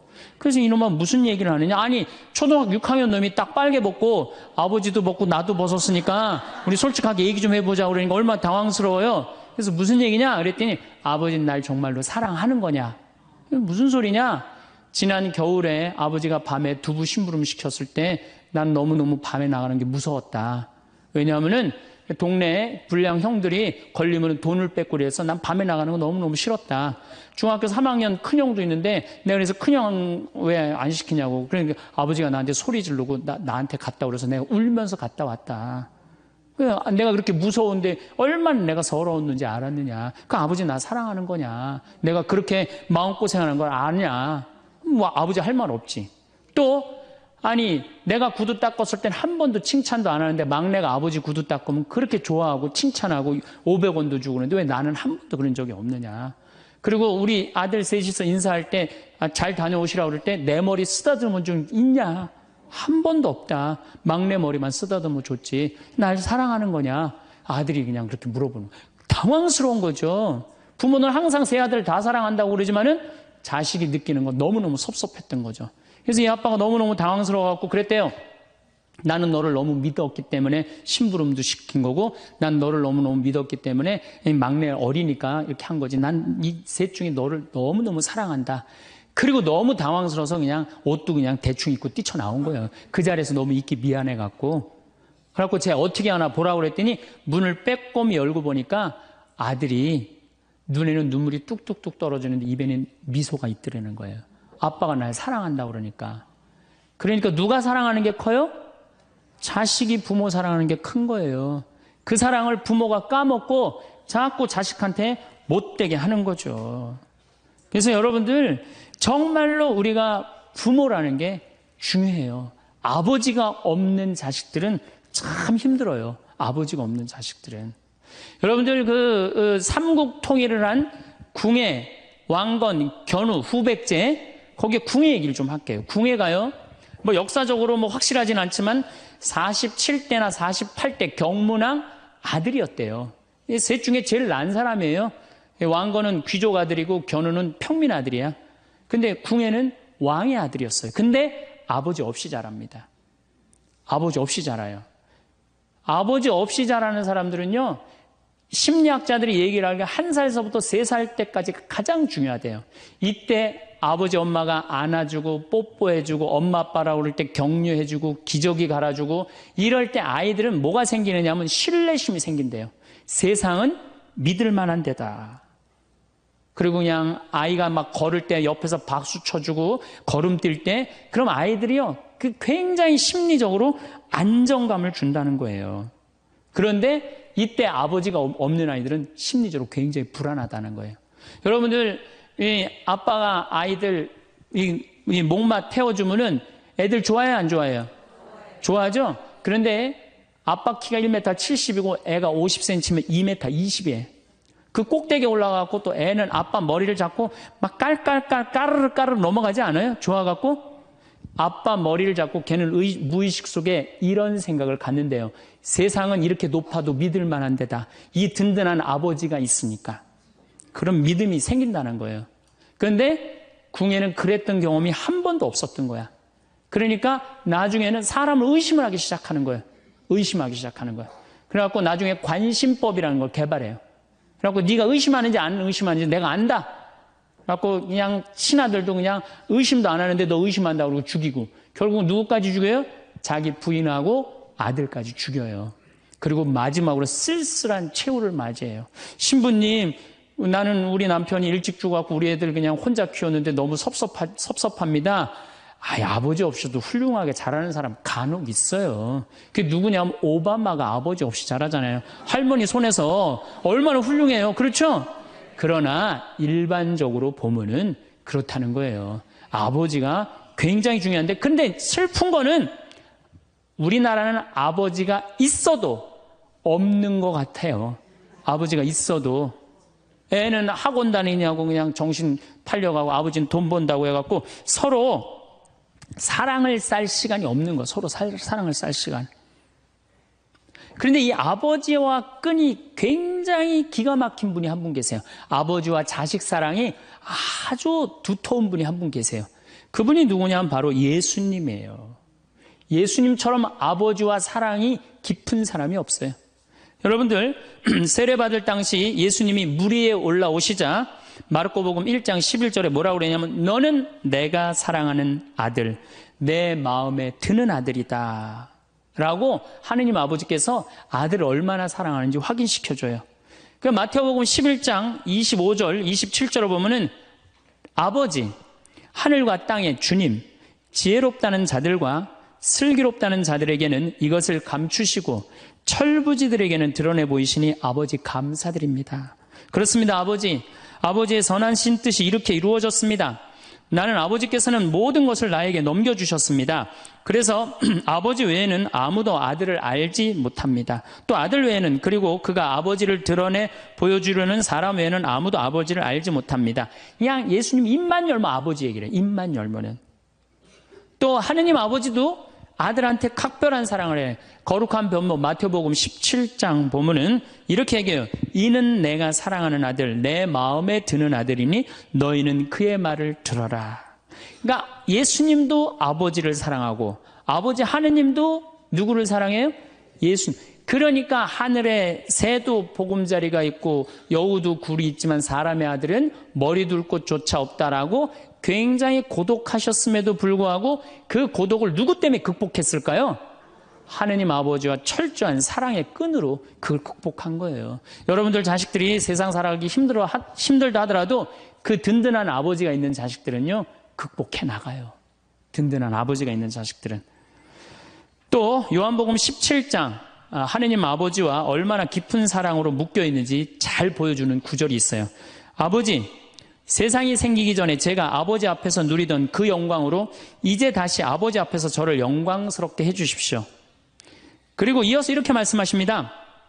아버지, 아버지께서 제 안에 계시고 제가 아버지 안에 있듯이 그들도 우리 안에 있게 해주십시오. 난 이 구절을 보면요, 가슴이 떨려요. 여러분들 자식 중에 아버지한테 아버지 안에 내가 있고 내 안에 아버지가 있어, 이렇게 말하는 자식들이 있어요? 그런 고백을 할 수 있는 자식이 몇 명이나 될까요? 아버지 안에 내가 있고 내 안에 아버지가 있다.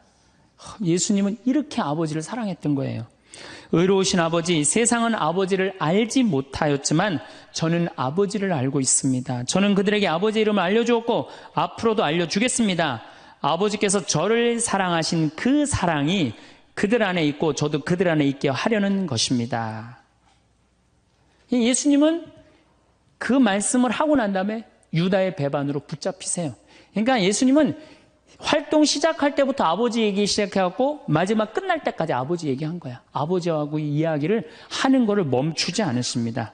그리고 겟세마니 동산에서도 아버지와 끈끈한 사랑을 보여주시죠. 아버지, 하실 수만 있으시면 이 잔이 저를 비껴가게 해주십시오. 그러나 제가 원하는 대로 하지 마시고 아버지께서 원하시는 대로 하십시오. 요새 이런 아들이 어디 있어요? 제 뜻대로 말고 아버지 뜻대로 하세요. 이런 아들이 어디 있어요? 다 내 뜻대로 해달라고 그래요, 엄마 아버지가. 그렇죠? 근데 예수님은 하느님 아버지가 그렇게 기뻤던 거야. 맨 마지막에 아버지, 이 사람들을 용서하여 주십시오. 그리고 마지막으로 이런 말씀을 하십니다. 아버지, 제 영혼을 아버지 손에 맡깁니다. 그러니까 이 아버지와 철저한 끈으로 묶여 있었던 예수님은 그 마지막 제자들이 다 버리고 도망갔어도 그 아버지에 대한 사랑, 내 안에 아버지가 있고 아버지 안에 내가 있다는 그 기가 막힌 사랑으로 극복하시고 인류 구원의 문을 여신 거예요. 그렇다면 우리나라 아버지들도 이런 아버지가 돼야지. 자식들한테 이런 아버지가 돼야 되는데 이런 아버지가 과연 몇이나 있느냐. 저는 다행히 우리 아버지를 참 잘 만났어요. 전 참 아버지를 좋아해요. 나는 어렸을 때 추억이 아버지하고 매일 토요일날 일요일만 되면 산에 가갖고 도토리 따고 밤 줍고 또 내가 망보고 아버지가 대추나무 올라가고 막 서리하고 막 이런 거 많이 했어요. 예. 그래갖고 막 걸려갖고 막 대추밭 주인한테 막 욕먹으면 그냥 얘는 누구냐고 그러면 우리 막내 아들이라고 그러면 그냥 막내 아들 데리고 좋은 거 가르쳐 준다고 그냥. 그리고 어렸을 때 아버지하고 추억 중에 웅덩이가 있어. 웅덩이. 거기에 퍼내면 그 미꾸라지. 그 진흙 안에 미꾸라지 그걸 잡아내는 정말 그런 추억들이요. 그러니까 지금도 80이 된 아버지를 보면 행복한 거예요. 그리고 시간만 되면 그 아버지 보러 가고 싶고. 그러니까 이제는 효도는 없어요. 뭐만 남아있어? 사랑만 남아있는 거예요. 추억만 남아있는 거예요. 자식하고 얼마나 좋은 시간을 많이 가졌느냐에 따라서 늙었을 때 안 외롭다는 거예요. 어렸을 때 자식하고 한 번도 놀아준 적이 없어. 10살 때까지 놀아줘야 된다는 거예요. 근데 10살 때까지 한 번도 놀아준 적이 없으면은 자식이 늙은 부모들 한 번도 같이 안 놀아준다 이거예요. 그러니까 늙어서 외로운 거는 자식이 못 돼서가 아니라 누가 싸놓은 업보야? 그렇죠. 그러니까 섭섭할 필요 없어요. 자, 그렇다면은 사랑이 없는 엄마, 사랑이 없는 아버지, 엄마도 없고 아버지도 없는 이 세대는 외로울 수밖에 없어요. 그리고 그들은 어차피 떠나게 돼 있어요. 그렇다면 여러분들 옆에 남아있는 건 누구밖에 없어요? 남편. 그렇죠. 50살에 자식들 떠나면 50부터 100살까지 여러분들 옆에 남아있을 수 있는 유일한 사람은 남편밖에 없어요. 근데 여러분들 그 남편한테 잘해요? 옛날에는요, 부모한테 자식이 전부였어요. 왜 옛날에는 부모한테 자식이 전부였느냐면 20살에 결혼해갖고 내가 40살이 되면은 자식이 20살이 돼요. 그러면은 되게 50살까지 밖에 못 살았어요. 그럼 자식이 몇 년 효도하면 되냐면 10년만 효도하면 돼요. 그러면 알아서 죽어줘 주니까. 그러니까 옛날엔 자식이 부모한테 애절해서 안 애절했어요? 애절했어요. 그리고 20살 먹은 아들이 왜 50살 먹은 부모한테 죽지 말라고 왜 그렇게 손가락 깨물어서 입에 단지해주고 허벅지 살 잘라갖고 울며 불며 죽지 말라고 그랬을까요? 20살 된 이 아들은 동생이 17살, 14살, 11살, 8살, 5살, 2살 동생이 줄줄이 있는 거야. 근데 엄마 아빠가 지금 죽으면 이거 누가 키워야 돼? 자기가 키워야 되니까 죽지 말라고 그러는 거예요. 죽어도 이거 누구까지 다 키우고 죽어? 막내까지 키우고 죽어라 이거야. 근데 만약에 우리 엄마 아버지가 막내까지 다 키웠다? 그러면 엄마 아버지 나이가 60이 되는 거예요. 그래서 60까지 산 부모한테 너무 고맙다고 차려준 잔치가 환갑잔치예요. 근데 이 환갑진갑 다 받아먹고 갈 생각을 해요, 안 해요? 안 하잖아요. 이게 큰 문제예요. 그러니까 자식이 모시다가 지치는 거예요. 그러니까 부모 60, 70부터는요 부모 관심 없어요. 그러면은 50 넘어서는 누가 옆에 있어요?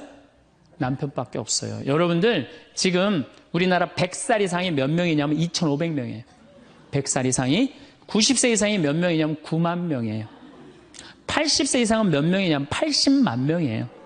70세 이상은 몇 명이냐면 240만 명이에요. 그러니까 이제 안 죽어. 안 죽어요. 여기 죄송하지만 60세 넘으신 분들 손 들어보세요. 손 들어 괜찮아요. 이게 문제라는 거예요, 이게. 자식은 이미 떠나 있고 50 넘었고 60 넘어갖고는 누가 옆에 있어요? 남편밖에 없어요. 그러면은 자식한테 잘해야 됩니까? 남편한테 잘해야 됩니까? 남편한테 잘해야 돼요. 우리나라는요, 안사람, 바깥사람 제도가 있어요. 그래갖고 안사람은 집에서 애 놓다 죽고 바깥사람 바깥에서 돈 벌다 죽었어요. 근데 이게 의술이 좋고 영양이 좋고 고생을 안 하다 보니까 바깥사람이 50이 넘어도 안 죽는 거야. 안 죽어갖고 직장에서 쫓겨나갖고 집안에 들어와서 안사람이 돼버려요. 딱 안방에 이제 들어앉아 있는 거죠. 예. 근데 집안에 들어와갖고 부인 일을 도와주면 좋은데 도와줘요, 안 도와줘요? 안 도와주고 그냥 할 일 없으니까 마누라 하는 일 챙겨내, 안 챙겨내요? 챙겨내죠? 이게 미치는 거지, 그때부터. 젊었을 때는 맛있는 거 차려놓고 여보 일찍 들어와. 그래도 생전 안 들어오더니 이제 50 넘어서는 굳이 집에 안 들어와도 되는데 때 따라 철 따라 집에 들어오네. 그러니까 여러분들이 자식들 품에 안하고 키울 때는 외로운지 몰라요. 그렇죠? 근데 자식 떠나고 나면은 체인징 파트너를 해요. 이쁜 자식은 떠나고 쭈글쭈글한 남편이 돌아오는 거야. 그런데 50부터 110살까지 살려면은 젊었을 때 같이 여행 다니는 추억도 있어야 되고 젊었을 때 사랑도 쌓여 있어야지 50 넘어갔고 100살까지 그 추억 먹고 살 거 아니에요. 근데 그런 추억이 하나도 없어. 그 50 넘어갖고 와갖고 그냥 잔소리만 하고 그냥 그러면은 그 남편이 싫은 거예요. 그러니까 서로 한 집에 살지만은 각방 따로 쓰고 외롭게 사는 거죠. 그래도 여러분들은 괜찮아요. 여러분들은, 우리 신부들은요 진짜 불쌍해요. 생각을 해봐요. 20살에 신학교 들어갔어요. 그래서 30에 신부 돼요. 그래갖고 옛날엔 75세 은퇴였어요. 75세 은퇴. 75세는 그래도 괜찮았어요. 은퇴하고 그냥 거의 바로 이제 세상 떠나시니까 요즘 70세로 은퇴가 내려왔어요. 그리고 이제 65세로 내린대요. 65세 은퇴해도 된다. 이렇게 내린대. 왜? 서울교구 우리 보좌 신부님들 뭐 10년, 12년, 13년 하잖아요. 그러니까 빨리 은퇴할 사람 빨리 하고 보좌들 빨리 본당 내보내야 되니까 빨리 은퇴해라 이거야. 그러면은 65세부터 은퇴해갖고 우리 부관장 신부는 110살까지 산단 말이야. 그러면은 20살에 신학교 들어갖고 65세까지 45년 혼자 살아. 그래갖고 65세 은퇴하고 110살까지 또 혼자 살아. 45년, 90년 혼자 사는 거야. 그래서 나는 우리 신부님들 은퇴시키는 거 반대하는 신부예요. 65세 은퇴시켜갖고 다시 보좌 신부로 발령을 내라. 보좌 신부로 발령을 내갖고 아니 고해성사 듣게 하면 되잖아요. 아 얼마나 여러분들 속에 있는 얘기하고 싶은 거 많아요. 그렇죠? 아 그럼 고해성사 듣게 하고 또 굳이 신부님들 65세 넘어가고 강론 안 해도 돼요. 미사 없는 강론하게 하면 되잖아. 강론하라 그러면 또 헨소리 또 하고 헨소리 또 하고 그러실 수 있으니까 얼마나 좋아. 차라리 65세에 은퇴시킬 거면 아예 60에 은퇴를 시켜서 장가를 그냥 보내라. 늙어선 좀 안 해롭게. 농담이에요. 농담. 우리보다는 여러분들이 훨씬 덜 외롭다는 거예요. 그렇지 않아요? 여러분들 남편도 있고 자식도 있고 손자도 있잖아요. 그러면 그 소중한 사람들한테 사랑하면서 살아야지. 우린 사랑할 사람도 없는데 여러분 사랑할 사람이 있잖아요. 그럼 조금만 내가 잘하면 되는데 크게 안 되는 거예요. 우리나라 여자들이요. 이 세상이 너무너무 여자 살기 좋은 세상이 돼갖고 여자들이 지금 뭐가 뭔지도 모르고 살아요.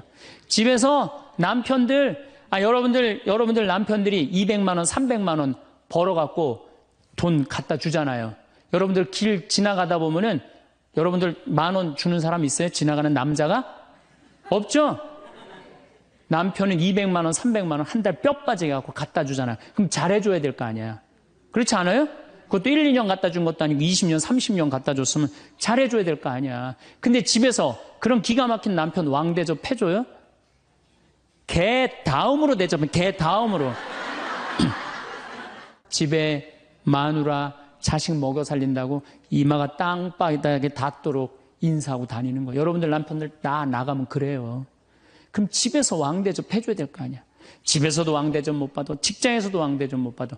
어디 가면 왕대접 받아요. 룸사롱 가면 왕대접 받아요. 룸사롱 가면은 막 그냥 가슴이 볼랑말랑한 옷 입고 그냥 여자들이 그냥 허벅지 뜯어진 치마 입고 그냥 머리도 그냥 생머리 싹 하고 그냥 사장님 오셨느냐고 그냥 팔짱도 끼고 그냥 술도 따라주고 그냥 또 그냥 안주 드시라고 그냥 땅콩 오징어 말아갖고 입에 막 넣어주고.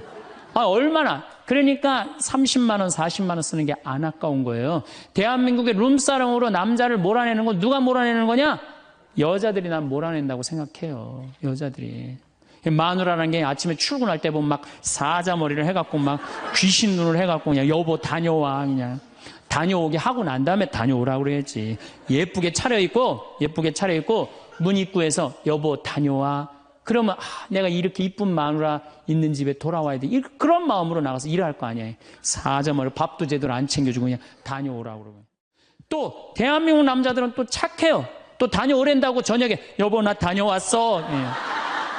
근데 아직도 그냥 사자머리를 하고 그냥 텔레비 보고 앉아있으면 어느 남자가 집에 들어가고 싶겠어요. 그렇지 않겠어요? 그래서요, 사람은요, 부부는요, 사는 맛이 있어야 돼요. 사는 맛이. 50이 넘으면요, 남자가 테스토스테론은 없고 에스트로겐만 있어요. 여성 호르몬이 자꾸 나와요. 그래서 성적인 능력이 사라져요. 성적인 능력이 사라지니까 50 넘은 남자들은 무슨 낙으로 사느냐면 먹는 낙으로 사는 거예요. 먹는 낙으로. 그냥 50만 되면 말하는 거 좋아하고 먹는 거 좋아한단 말이야. 근데 이 남자는 50이 넘으면 먹는 걸 좋아하는데 50이 넘은 여자는 이 세상에서 제일 하기 싫은 게 밥이야, 밥.